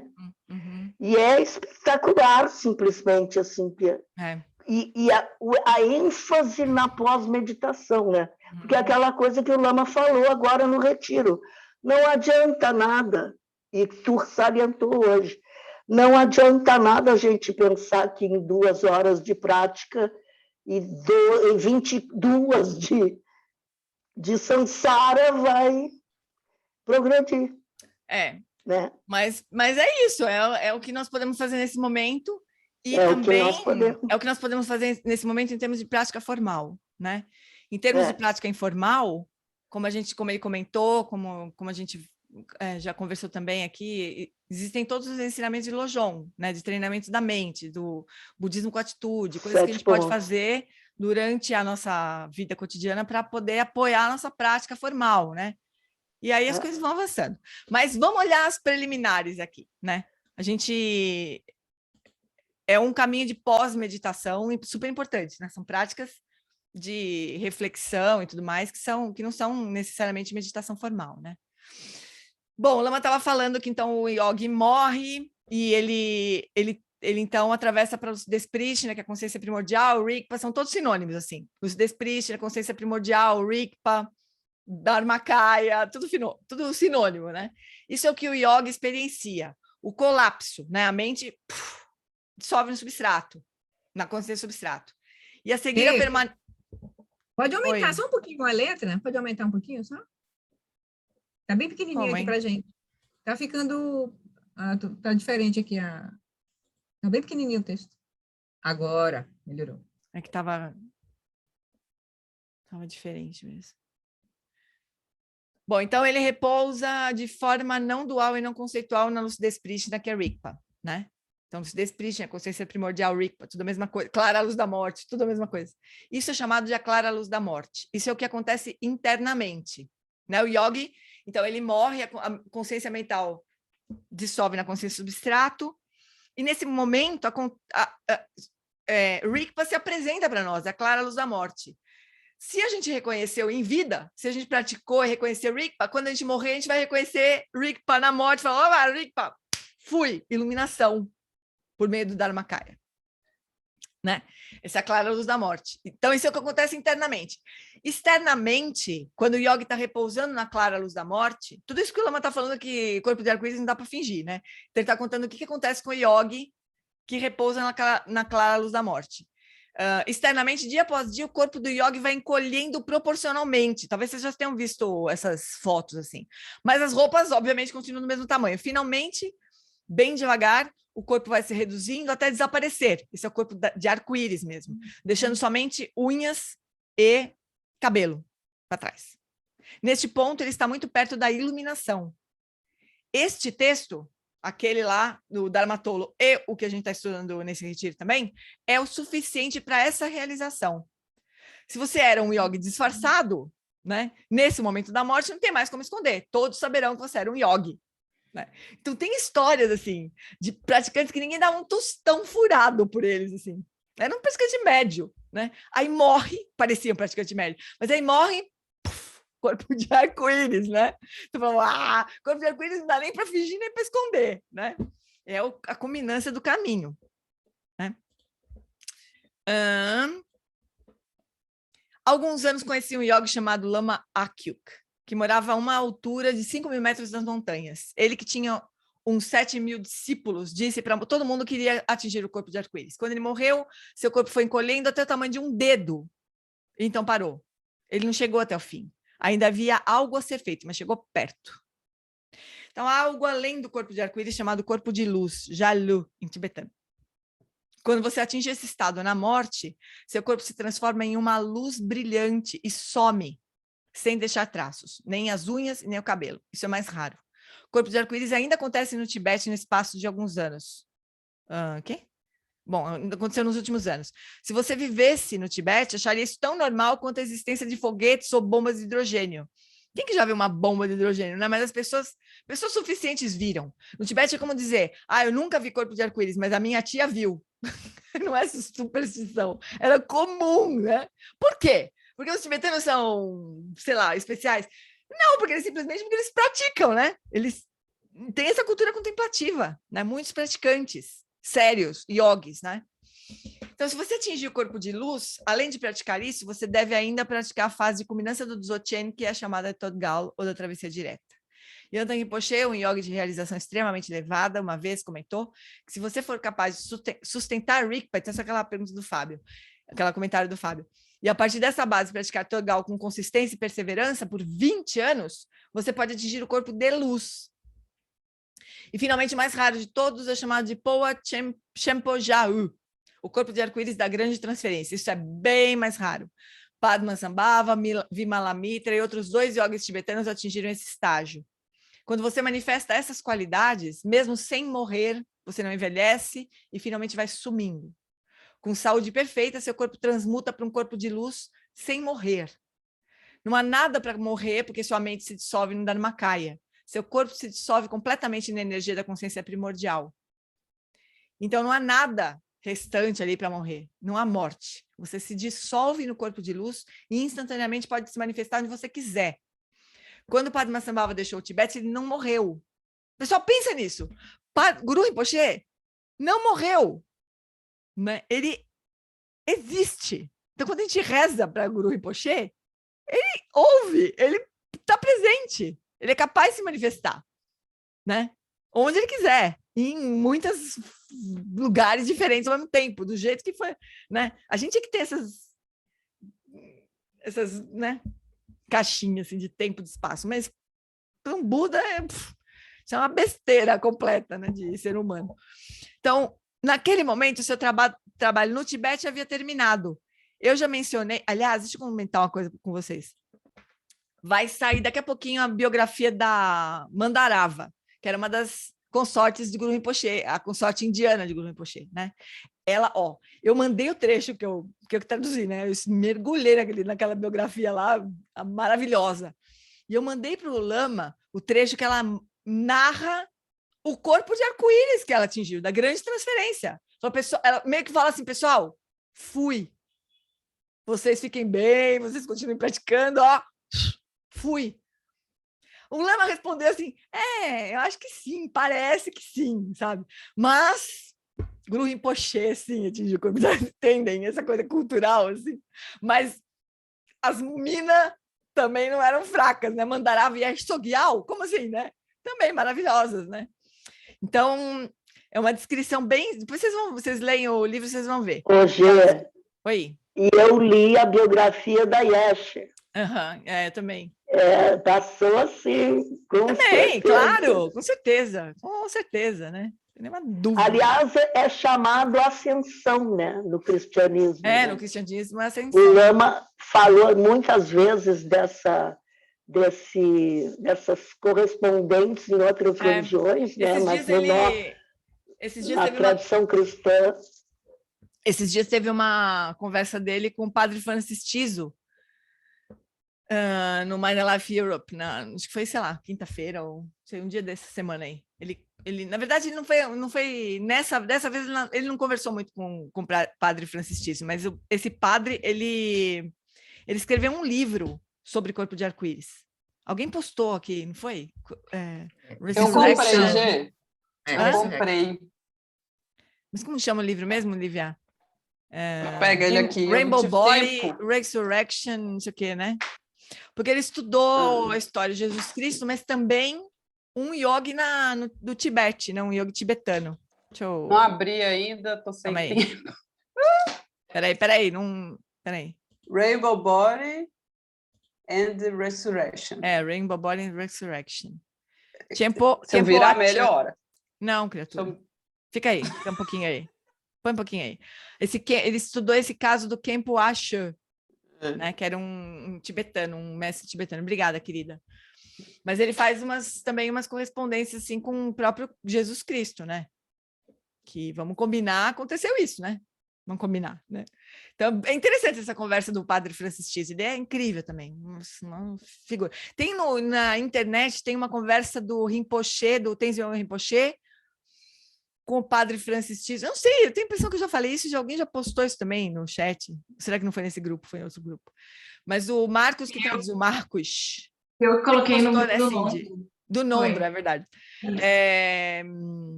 Se você conseguir achar, Cindy, postar... Ah, eu pego lá também, eu pego lá. Está traduzido. Uma conversa do padre Francis Tiso com o Tenzin Wangyal Rinpoche sobre o corpo de arco-íris, né, que é o retiro que ele deu agora esse fim de semana, inclusive, que acabou hoje. Então, essas conversas aí, né, sobre esse fenômeno, que para nós é uau, parece uma coisa extraordinária, parece até mentira, mas nas tradições contemplativas isso é muito comum, né? E foi comum, é comum há muito tempo. Então, olha só, quando o padre Massambhava deixou o Tibete, ele não morreu. Ele só passou seu corpo da grande transferência para o espaço. Naquele momento, o trabalho no Tibete tinha terminado. E eu já mencionei que Dunjong Limpa recebeu a profecia, que acabou sendo verdade, de que 13 de seus discípulos manifestariam o corpo de arco-íris e que 1000 se tornariam vidyadharas. Isto é, teriam a chance de realização direta de Rigpa. direta de Rigpa. Mas existe uma profecia similar específica do Dzogchen. Ele disse que os ensinamentos do Dzogchen floresceriam e seriam de grande benefício nas cidades do Ocidente. A Cindy postou aí de novo a conversa do Rinpoche com o padre Francis Tiso. Obrigada, querida. Outra profecia extraordinária que ainda não se realizou é a de que 100 seus discípulos dessa linhagem atingiriam um corpo de arco-íris da grande transferência. Até onde eu me lembro, São Paulo é uma cidade do Ocidente, não é mesmo? Ele, então, se referia ao oeste do Tibete, porque não há quase nada por lá. Quando Gyatro Rinpoche me disse isso há 20 anos, fiquei muito inspirado. Profecias não são coisas que apenas olhamos acontecer. São coisas que podemos ajudar a catalisar, trazer à fruição. Logo que eu vi essa profecia, meu primeiro pensamento foi, eu quero ajudar. Então, com as bênçãos de orientação do meu lama, Gyatro Rinpoche, todos os 5 tratados do Dzogchen e do John Limpa estão traduzidos juntamente com seus comentários. E é isso que a gente vem recebendo do lama ao longo de todos esses anos, né? É o estado búdico nas palmas das nossas mãos. Portanto, na minha opinião, há uma sequência nesses tratados. E este que vamos estudar é a porta de entrada. Então, de 2016. Aliás, não sei se todos viram, mas eu consegui dar uma primeira juntada de tudo que existe do lama em português num site, né? Então, tem lá também o link para a playlist, né, do estado do Dharmatolo, do retiro de Dharmatolo. Então, quem quiser estudar, por favor, não passem vontade. É maravilhoso, a gente estudou durante muito tempo esse retiro aqui no nosso grupo. Deixa eu só falar uma coisa, aproveitando. Você postou aqui só as preliminares do Dharmatolo? Como assim? Sim, o texto das preliminares. Porque nós não vamos estudar tudo de novo. Mas você poderia postá-lo novamente? Todo? Olha, Cris, eu prefiro postar para quem for estudar, sabe? Senão fica um monte de coisa jogada na internet, assim, sabe? Você poderia mandá-lo para mim? Se você mandar uma mensagem, eu te mando. Tá, eu formatei há muito tempo atrás, eu perdi o texto, fiquei só com os retiros ao vivo. Então é isso. A gente vai deixando no nosso grupo que nós vamos usar, né? Assim, quem precisar de alguma outra coisa, daí me pede. Se eu puder, eu mando. Se eu não puder, eu não mando.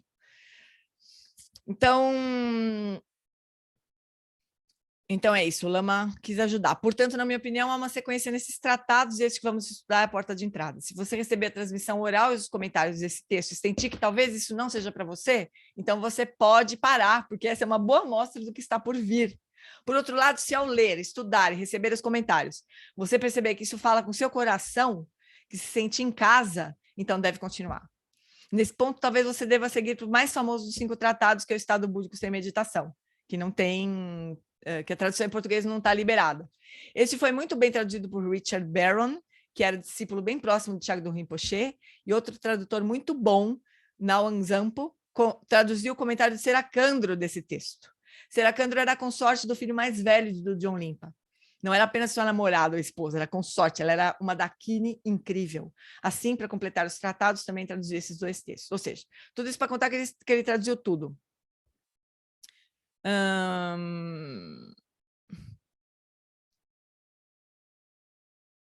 Deixa eu só pensar aqui um pouquinho, deixa eu só dar uma avançada aqui.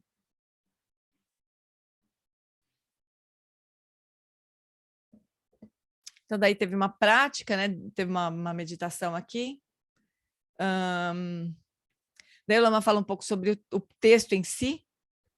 E daí o texto começa assim: naquele mesmo instante, despertei do profundo adormecimento da mente no campo búdico de Akanishta, o espaço absoluto dos fenômenos, livre dos extremos. Naquele instante, ele estava despertando. O que ele estava experienciando? Estava experienciando o Dharma-dato, ou seja, o espaço absoluto dos fenômenos se manifestando como a mais elevada e prístina terra pura, chamada Akanishta. Nesse instante, o ambiente mudou sem fabricação, visão pura. Então, essas visões puras são essas experiências que os Budas têm, né? A partir da vacuidade, a sabedoria primordial se manifesta. Então, não é que ele estava imaginando uma terra pura chamada Akanishta e os Budas, não sei o quê. Ele estava vendo, era uma visão pura essa, né? A minha própria lucidez prístina surgiu como professor Dharmakaya, o grande senhor imutável que tudo permeia. Que também é o que acontece, né, no início desse texto que a gente está estudando nesse retiro, né? Surge o mestre e os discípulos que vão ficar fazendo perguntas para o mestre, mas são todas manifestações da própria lucidez prístina do John Limpa, né? Ele está vendo esse ambiente de que perspectiva, né? O professor que surgiu como professor Dharmakaya, o grande senhor que tudo permeia. Ele estava vendo tudo isso da perspectiva da lucidez prístina se manifestando como Dharmakaya. E Dharmakaya se manifestando como o Senhor Supremo Samantabhadra, o mestre, o Buda absoluto, o Buda primordial, a corporificação da lucidez prístina. Assim, ele está simultaneamente experienciando o Rigpa não dual de Dharma-dato ou da vacuidade. Então, essa é a experiência que ele está tendo, né? Sua própria lucidez prístina, o poder criativo da consciência primordial autoemergente se manifestou com uma exibição de miríades de discípulos. Então, a sua própria lucidez prístina se manifestando não apenas como Buda, primordial Samantabhadra, mas simultaneamente se manifestando como um círculo de discípulos. Esse é o seu poder criativo se manifestando no ambiente. E seu próprio brilho interno surgiu como uma grande expansão da espontaneamente realizada grande perfeição. Que espantoso. Então, isso é exatamente o que aconteceu também no início do texto que a gente estudou esse ano, né? O Dharma Tolo começou do mesmo jeito, sim. O professor se manifestando e os discípulos se manifestando também, né? Então, ele começa o texto com um estardalhaço, como um trovão. Ele não começa com homenagem a algum Buda ou citando algum ser grandioso do passado, como Nagarjuna ou Padmasambhava. Ele diz que está falando da sua própria experiência imediata, da sua própria realização. Isso chama a nossa atenção. Ele não é um simples erudito. Aliás, ele não era um erudito. Ele era um yogi, né? Andarilho. Mas uma pessoa que viu por si próprio a grande perfeição. Então, para aqueles cujas mentes estão inteiramente dedicadas ao caminho único, percorrido por todos os Budas, todos os Jinas, que sabem que chegaram a uma encruzilhada, mas que por estarem cegos à visão não conseguem enxergar com certeza para onde ir, acho que isso é um pouco do que eu, um homem velho que conhece o caminho, lhes diria. Então, esse texto é como se a gente chegasse num ponto que a gente fala, putz, eu entendi algumas coisas, mas o Samsara está aqui ainda, não sei bem o que fazer. Então, do John Limpa vai dar para nós várias instruções agora de como seguir o caminho, né? Então, esse não é um texto para iniciantes, para alguém que nunca ouviu nenhum Dharma. Não se começa por aqui. Nessa abertura, ele já identifica quem ele está abordando, que tipo de praticante ele tem em mente, né? Alguém que quer seguir o caminho, que já entendeu, já encontrou e agora quer seguir, né? É para aqueles que encontraram o caminho, que estão totalmente dedicados ao caminho dos Budas do passado, presente e futuro, e que não tem nenhuma dúvida disso, já acharam o caminho. Mas mesmo não tendo nenhuma dúvida com relação a isso, podem ter chegado a uma encruzilhada. Qual caminho que leva à perfeita iluminação?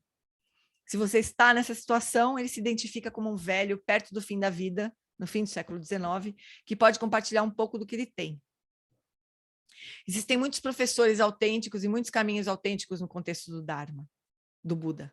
No budismo tibetano temos 4 escolas, e todas têm suas próprias qualidades. E dentro da tradição Nyingma, existem diferentes linhagens que têm suas próprias qualidades. Todas levam à mesma fruição, à mesma iluminação, mas com maneiras diferentes de chegar lá. Um velho aforismo tibetano diz que, em meio a todas aquelas montanhas, cada vale tem seu próprio dialeto. E é bem verdade. E cada lama tem seu próprio Dharma. É como se entrássemos em uma loja procurando as roupas que sirvam para nós, para o nosso tamanho, e do John Limpa está dando um casaco para a gente experimentar. Aí você vê se serve ou se não serve. Se não servir, não tem problema. Há outras linhagens, outros professores, muitas outras opções. Então, essa introdução que ele dá para o Dharma Tolo vale para todos os textos do John Limpa, inclusive para esse desse ano, né? Alguns eruditos brilhantes menosprezam o Dharma e as pessoas que praticam Dharma. Isso é muito comum hoje em dia, pessoas que ridicularizam as religiões, o budismo, a reencarnação, o karma, eles acham que isso é superstição, uma grande besteira. E com a habilidade de ridicularizar, abandonam o Dharma e cometem falhas raiz. Eles podem não acreditar no karma, né? Cometer falha raiz, que significa? Não acredito no karma, não acredito na lei de causa e efeito, eu vou fazer o que eu quiser, mas o karma vai funcionar de qualquer jeito, se acreditando ou não, né? O karma vai amadurecer de qualquer jeito. Então, com o amadurecimento completo de tal karma, eles são lançados às profundezas do oceano do Sansara. Se aos olhos de tais especialistas, nem mesmo os ensinamentos dos Budas, dos Jinas, são atraentes, o que dizer dos ensinamentos de outros? Se eu estiver em erro aos olhos de outros, que são dotados com o olho da sabedoria e a conduta apropriada, confesso e revelo todas as quebras de conduta, falhas e degradações cometidas em todas as minhas vidas. Então, do John Limpa já escancara qualquer falha que ele tenha, né? Para os materialistas, para pessoas que menosprezam todos os tipos de espiritualidade, que acham que meditação é coisa de hippie, ele nem refuta isso. É como se ele falasse, não há problema se elas pensam que eu sou idiota, não tem problema, não vou discutir com elas. Por outro lado, existem aqueles que têm sabedoria e ética, e é para esses que ele confessa qualquer possível falha de conduta. Possam elas ser purificadas, eliminadas, e que, por favor, me seja concedido o Cid Supremo nesta mesma vida. Esse é um ponto muito simples e importante. Se nos preocuparmos com tudo que pensam de nós, estaremos sempre ansiosos. Não conseguimos controlar o pensamento alheio, e também não deveríamos nos preocupar igualmente com a opinião alheia. As pessoas são livres para desprezar o Dharma, mas nós não temos que nos preocupar com isso, não importa. A opinião que importa é daqueles com maturidade espiritual, sabedoria e compaixão, e isso importa. Eu sinto que se minha conduta agrada os meus mestres, o que os outros pensam não importa. Isso não quer dizer que os meus mestres são melhores que os outros, só significa que eu confio neles. Meu lama raiz é sua santidade Dalai Lama. Se ele está contente com a minha conduta, eu relaxo. Se todos os outros acharem que eu sou idiota, tá bem. Agora, se todos os outros acharem que eu sou ótimo, mas o Dalai Lama achar que eu sou idiota, aí eu me preocupo. Assim ele continua o texto com algo excepcional dentro do budismo. Embora eu tenha me sentado aos pés de professores humanos e mentores espirituais sublimes e tenha bebido a ambrosia de seus ensinamentos, não me tornei um especialista.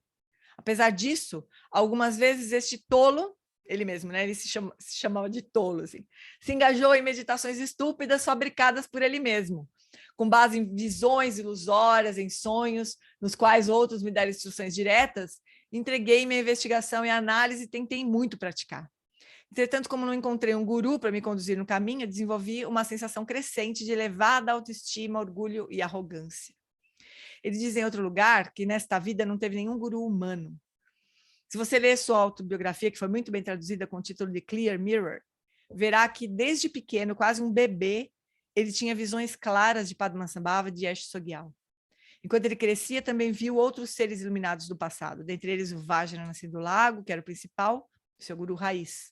Eram todas visões puras, em sonhos, e nunca recebeu ensinamentos de um ser humano. Essa é a minha experiência, e eu a tomei orgulhosamente como sendo realização e tenho confiança nela. Isso é uma característica muito interessante, porque ele não foi um tuco, né, que foi encontrado e foi levado para um monastério e tomou todo o banho de cultura tibetana. Ele não aconteceu isso com ele. Ele é um yogi, ele ensinava a partir da experiência dele, das visões que ele mesmo tinha, né? E podia ser um maluco, né? Por que ele não era um maluco?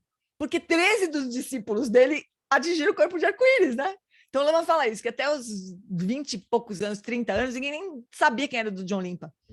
Mas aí começou a acontecer isso. Ele não era reconhecido, ele não era um tuco, né? Que vivia sentado num trono gigante ali, todo mundo ia assistir o ensinamento dele.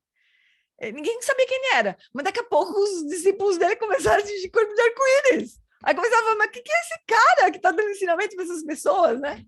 Aí, então, ele passou a ser reconhecido. Então, esse é o do John Limpa, né? É interessante de pensar nisso, porque ele não era um rinpoché, né? Sem nenhum problema, pelo amor de Deus, né? Mas ele não foi reconhecido como um grande tuco, levado para dentro de uma linhagem e tomou um banho de linhagem. Não aconteceu nada disso com ele, né? Ele ensinava a partir da própria experiência dele, né? Que resultava, quer dizer, por isso que ele não era um maluco que estava falando das visões que ele tinha, né? Como se fosse qualquer coisa. Não era, ele levou muita gente à iluminação. Então, essa é a minha experiência, eu tomei orgulhosamente como sendo realização e tenho confiança nela. Então, desde criança, ele tinha essas visões e recebia ensinamentos, mas ele não foi identificar. Ele não foi identificado quando criança como um tulco, como digo Khyentse Rinpoche, quinto isso, terceiro aquilo, outro grande lama. Né? Era um garoto nômade, dizendo ter visões. Ninguém lhe dava muito crédito. Achavam que ele era um garoto com muita imaginação. Há algo muito especial nesses ensinamentos dados pelo Vajrayana do Lago e transmitidos por Lodrön Limpa. Diferente de todos os outros lamas, ele não fazia parte da cultura e da tradição do budismo tibetano da época, com todos os costumes, hábitos e instituições. Ele estava no meio do mato. Podemos dizer que seu Dharma não faz parte do Dharma daquele século, e nem mesmo era tibetano. Isso é muito legal, pessoal, pensa. É uma coisa atemporal, né? Fora da influência das culturas da época e tudo, né? Eram ensinamentos do próprio Vajra nascido do lago, ou seja, da manifestação de fala de Guru Rinpoche, através dele. Mas aqui acho que está fazendo uma piada, dando risada. Primeiro ele disse que realizou o Rigpa, mas como ele parece ser para as pessoas que o veem, esse velho de 75 anos, como que as pessoas o veem? Um velhinho nômade, né? Não era um monge ou um Rinpoche, e não tinha um grande monastério. Na minha opinião, ele fala de duas diferentes perspectivas. Uma de grande confiança na sua própria realização direta e outra do jeito que as pessoas o enxergavam. Esse velhinho com uma autoestima super grande, né? Que orgulhoso, que arrogante, inventando seu próprio Dharma, né? O Lama falando ironicamente. Daí, uma vez que eu, definitivamente, não possuo nem mesmo as mais tênues qualidades excelentes da inconfundível consciência primordial, que brotam da visão meditação autênticas, tenho me comportado como no conhecido aforismo. Ainda que a marmota pareça estar meditando, na verdade, ela está apenas hibernando. Aqui nesta abertura, ele fala da sua própria perspectiva. E aqui eu acho que ele está convidando as pessoas a serem céticas em relação a ele. Ele está seguindo uma antiga tradição, uma tradição tão antiga quanto o Buda, que dizia, como alguém que examina o ouro quando compra, não aceite os meus ensinamentos só por fé, examine-os. Ele está iluminado e sabe que está iluminado. Mas ele fala lá no começo, eu despertei. Né? Mas depois ele começa a falar, então, eu sou um velho que inventou umas práticas aí, que tem umas visões, né? Então, ele está convidando a gente para ser cético, para, deixa eu ver se isso funciona mesmo, né? Ele está iluminado e sabe que está iluminado, mas ele está tentando extrair as incertezas, o ceticismo das outras pessoas. Como se dissesse, vai em frente, seja cético mesmo, continue, me investigue, cheque os meus ensinamentos. Tudo que está em negrito é o texto raiz, né, amores? E o resto é comentário do Lama. Estou revelando com pureza minhas próprias faltas sem ocultar nada. Assim, por favor, olhem para mim com compaixão. É como aquelas duas jovens que passavam por Milarepa depois de sua iluminação, depois que o Milarepa atingiu a iluminação. Ele estava tão magro e frágil que parecia um pobre e velho mendigo. Elas então disseram, tomara que a gente não acabe assim. Ele ouviu o comentário e disse, não se preocupem, mocinhas, vocês não ficarão assim. No maravilhoso filme Yogis do Tibete, né, que tem um link do filme, eles mostram o yogi o Lama comentou desse yogi de novo nesse retiro, Drubon Kongchok Norbu Rinpoche, com uma aparência esquisita, desleixada, com velhos trajes e um corte de cabelo horrível. Se vocês o vissem em São Paulo, pensariam que ele era um coitado, um mendigo, daria uma esmola para ele. Ele olha bem para a câmera e diz, eu lembro de todas as minhas vidas passadas, e apesar de parecer humano para você, por dentro é bem diferente. Vale a pena, viu, pessoal, assistir esse filme, quem não assistiu. Então ele diz, por favor, olhem para mim com compaixão. Entretanto, para expressar o oferecimento do sangue do meu coração, tentando pelo menos não violar os ensinamentos dos meus sublimes gurus, no caso dele era Guru Rinpoche, Tara, né, Yesh Sogyal, né? Então, o que mais há a fazer se não escrever? Né? Então, essa é a sua preliminar, quase como um koan. Eu sou desperto e, ao mesmo tempo, sou um tolo, sou como uma marmota. Então, tenho compaixão por mim. Aparências e realidade. Há um termo no budismo tibetano que é a verdade relativa, que literalmente significa uma verdade que obscurece totalmente. A verdade relativa não é uma coisa e a verdade absoluta é outra, né? A verdade relativa, ela obscurece a verdade absoluta. Essas aparências comuns, o nosso senso de identidade, o modo como nós vemos a realidade, como nos concebemos e concebemos os outros, são uma realidade? A resposta é sim.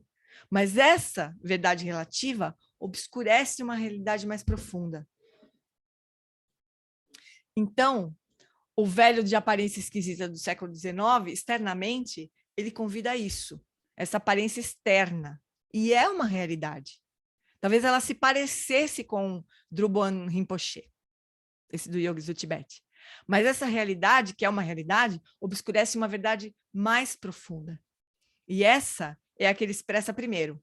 Então, qual desses ele é? Uma marmota ou um grande Vidyadhara? A resposta é que não sabemos, mas podemos saber. E há apenas uma forma, colocando em prática os seus ensinamentos. Veja se você mesmo pode realizar a lucidez prístina, Dharmakaya. E através da sua própria realização, olhe para trás e diga que a pessoa que deu esses ensinamentos não era uma marmota, era um Vidyadhara. Tinha que ser, já que ele leva outras pessoas a essa realização. Mas você precisa ver por você mesmo. Daí teve um intervalo no retiro e nós vamos fazer intervalo também de uma semana agora. A gente volta na semana que vem, a gente começa daqui, ó. Eu vou até pintar aqui para a gente não se perder. Então, Chuchus, é muito legal a gente ler essa abertura do Dharmatolo, porque vale para todos os ensinamentos do John Limpa, né? Esse era do John Limpa, foi esse ensinamento desse mestre que a gente recebeu esse ano, né?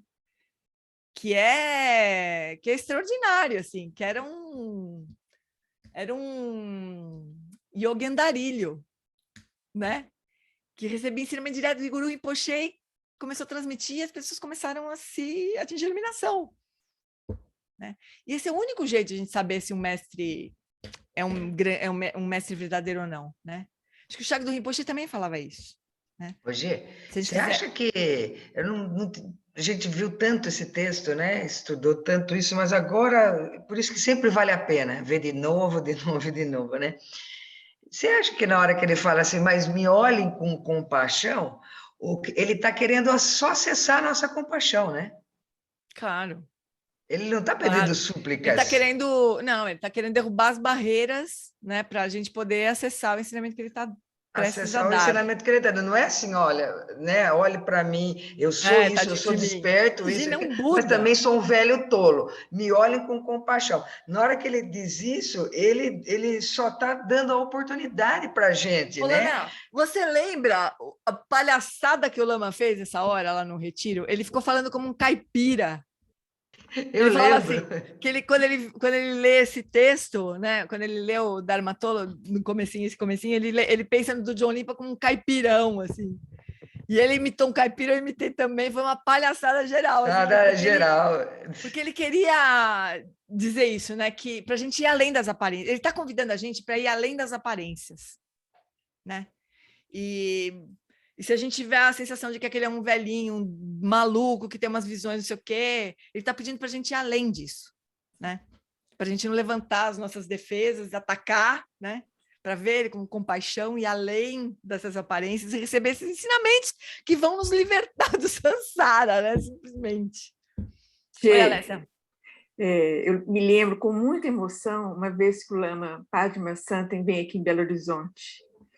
E chegou num momento lá que ele falou o seguinte, que os lamas mais realizados, dependendo da região, são os que vão fazer a mendicância, porque eles são tão evoluídos que qualquer ser comum consegue ter compaixão e dar a esmola. Então, eu acho que é um pouco parecido com isso aí. Tenha compaixão por mim, porque dá a oportunidade de qualquer ser fazer uma coisa sublime, purificar o karma, que é sentir a compaixão verdadeiramente. Nesse caso, para qualquer pessoa poder se abrir, né, para receber os ensinamentos dele, né? Nesse caso aqui. Mas a mendicância é isso, gerar mérito, para qualquer um poder gerar mérito, né? Isso mesmo, fofuras. Então... Gente, só uma pergunta. Essa visão ele tem aos 75 anos? Essa está descrita no texto? Ou é antes? Ele escreve esse texto... Não, ele escreve esse texto com essa idade, né? Mas as visões que ele tem desde criança. Ele não tem... É que na verdade, este aqui é o único texto que ele escreveu, assim, que ele está compondo. Porque é uma autobiografia, ele está contando a história de como... É maravilhoso. Eu sou apaixonada por esse retiro, pessoal. Pode acontecer de a gente... Como esse retiro nosso último foi curto, né? Foi bem mais curto do que os retiros que a gente tem normalmente. A gente pode, talvez, quando terminar esse retiro, estudar o Dharma Tola inteiro de novo, sabe? Talvez dê tempo, né? Até próximo outubro lá. Porque é encantador esse texto. Esse retiro foi assim, eu não sei, foi espetacular. E ele conta a história, né? Falou, olha, eu estava meditando, eu achava que eu estava benzão, assim, mas daí eu fui para a floresta meditada, eu ouvi um leão rugindo, daí eu desesperei, então pensei, putz, não estou tão bem assim. Mais ou menos assim, sabe? Tem a canção do Ho no fim, é maravilhoso esse texto, né? A gente pode fazer isso depois que a gente terminar esse retiro nosso, que foi mais curto, a gente pode retomar. Mas, de qualquer jeito, esse início, eu queria trazer esse início, porque primeiro ele vai apresentar o do John Limpa, né? Como ele está apresentando aqui, né? E daí ele vai falar das preliminares, que nesse retiro que a gente... na visão iluminada de Samantabhadra, ele não fala, né, sobre as preliminares. Então, ele vai falar nos primeiros 2 dias, o Lama só ensina as preliminares, na verdade. Hoje, ele fala, né, que você fala, eu estava meditando e achando que eu estava estável, que estava tudo bem, aí eu escuto um ronronar, né, e eu vejo que eu tremi por dentro, que fraquinho que eu sou, né? Me tremi todo, né? Nossa, e tem tantas vezes que acontece com a gente ridiculamente menos, né, do que o do John Limpa, mas não tem hora que a gente fala, não, agora eu tô benzão, assim, né? E a gente pega isso, uma metáfora da vida, daqui a pouco né? um telefonema exato. Um telefonema ronronar como é que fala? vai acontecer muitas vezes, né, na nossa vida, a gente acha que está estável, de repente, um treme por dentro, né? De repente, um telefonema no telemarketing, já pronto, né? Já fala, nega, não tá tão bem assim, vai, continua aí, né? Vai, vamos aí que tem chão ainda, né? Calma aí, né?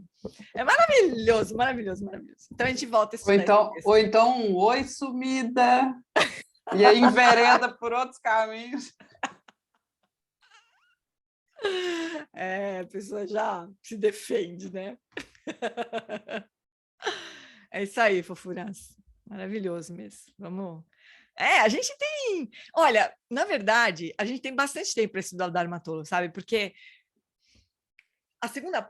Em outubro... Então, já imaginem que em outubro o Lama vai fazer outro retiro, se tudo correr bem, vai ser presencial, né? De novo, né? Se a gente conseguir se livrar dessa maldição da Covid, né? Vai ser presencial.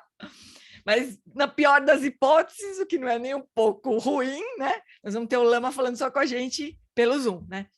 E ele vai ensinar a segunda parte. A segunda parte a gente não estuda juntos aqui.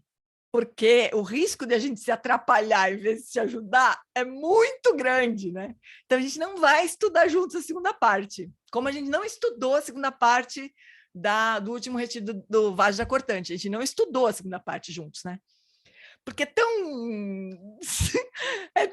além da nossa capacidade de compreensão, que é melhor a gente ficar só com as palavras do Lama, né? Não poluir de jeito nenhum nada, né? Não que a primeira parte a gente tenha alguma realização, mas é um pouco mais fácil de a gente entender, né? Então, a primeira parte a gente se arrisca de estudar juntos. Então, de qualquer jeito, a hora que a gente terminar esse retiro desse ano, a gente vai ter bastante tempo para estudar o Dharma Tola, né? E se encontrar em outubro, quem sabe, se dar um abraço, tal, abraçar o Lama e tudo mais, entregar o kata pro Lama. Nossa, eu sonho com isso de noite, assim. Não estou exagerando que é de noite, mas toda vez que eu me lembro, me dá um... Ai, tomara que dê tudo certo no que vem, né, de acontecer isso. Aliás, esse ano. Então tá, fofuras, vamos fazer dedication? Deixa eu abrir aqui o texto. Ora, eu fechei de novo, não acredito nisso. Espera aí. Visão iluminada de Samantabhadra. Então, vamos lá, a gente faz as preces de longa vida, os lamas, começando pelo Dalai Lama. No reino cercado por anéis de montanhas nevadas, você é sem exceção a fonte de todo benefício e felicidade. Poderoso Avalokitesvara, Senhor da compaixão Tenzin Gyatso, que seus pés de lótus permaneçam firmes por centenas de éons. Garira Eko Rejin Kanso Pandan Dewa Maulu Jun Ene Cherezi Wan Tenzin Gyatsoe Jape Kauje Bardu Tenjurchi. Garira Eko Rejin Kanso Pandan Dewa Malu Chun Ene Cherezi Wan Tenzin Jatsoye Jape Kauje Bardu Tenjurchi. Peço longa vida ao lama. Tempa tu andor je chanchen Dangyo Kansan Zinpe Makarai Tenzin que bucha petempa, danze trinida shindu sewate, takodrola jampe charchin, pa que zandra menantende tsikan, alan wala si shedrakpa, que buchem puxa petengurchi. Zanlin chi dan que parnuchok. Sugir tenir tabur selzepa. Lopon que kikutse zetrin. Gedro cantar pelam do tripádio. Que o professor Sakyamuni, o grande Vajradhara e aquele que sustenta os mistérios de todos os jinas Padmasambhava possam firmar os pés de lótus daqueles que sustentam os ensinamentos e fazem com que os feitos do Buda brilhem como o sol e a lua. Aquele que derrama uma grande chuva de amor sobre seres em terras distantes e sustenta-os com o néctar dos ensinamentos do Buda. Aquele limitadamente afortunado, o grande ser conhecido como Alan Wallace, possa sua vida ser longa. Em Jambudvipa em geral, especialmente no Ocidente, você ilumina os ensinamentos dos jinas como a luz do sol. Ó Mestre, possam sua longevidade e seus feitos ser muito extensos e possa você guiar todos os seres no caminho da liberação.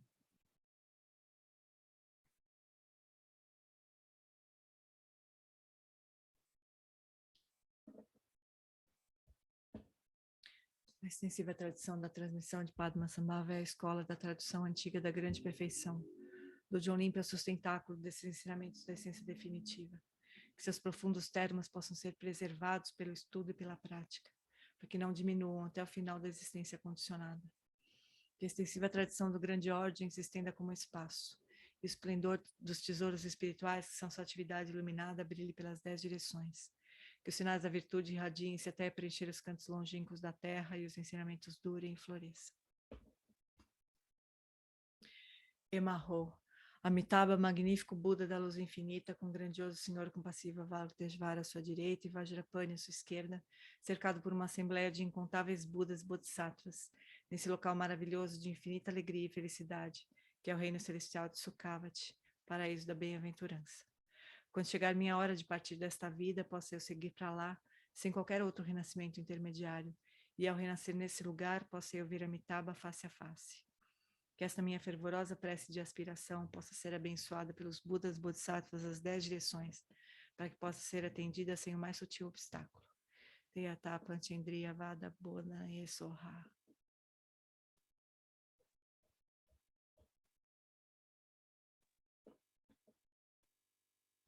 Que a grande tradição da Bhakti Shantirakshita, do mestre Padmasambhava e do rei Triswan Tenzin possa florescer e permear os 3 reinos. Que a presença das 3 joias nunca se separe do fluxo mental dos seres, assegurando assim o sublime bem-estar através dos 3 tempos. Quem Lopchosun Ren Luchezan Linsa Sun Chapa Pedroju Chosunawada Midrado Sungele Show. Por esta virtude possa eu rapidamente realizar o lama de Uddiyana e possa eu conduzir todos os seres sem exceção a esse estado de realização. Gewadi Nirduda Koigan Lama Drugirni Drawachika Malupa Deisala Gopasho.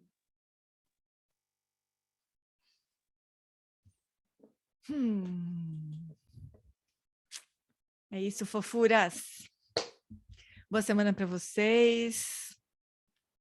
A gente podia dedicar a nossa prática para todos que estão precisando de ajuda, de saúde, de calma, e de cura, né, do que quer que as pessoas estejam precisando. Então, a gente dedica os nossos méritos a esses seres todos. Boa semana! Pratiquem, estudem. Boa semana, Gê. Obrigada. Tchau para todos. Boa Semana para todos. Tudo de bom para vocês. Boa semana. Tchau, queridos. Tchau, Florida. Tchau, boa semana. Beijo. Obrigado, viu? Obrigado. Tchau, gente. Um beijo grande. Obrigado. Boa noite.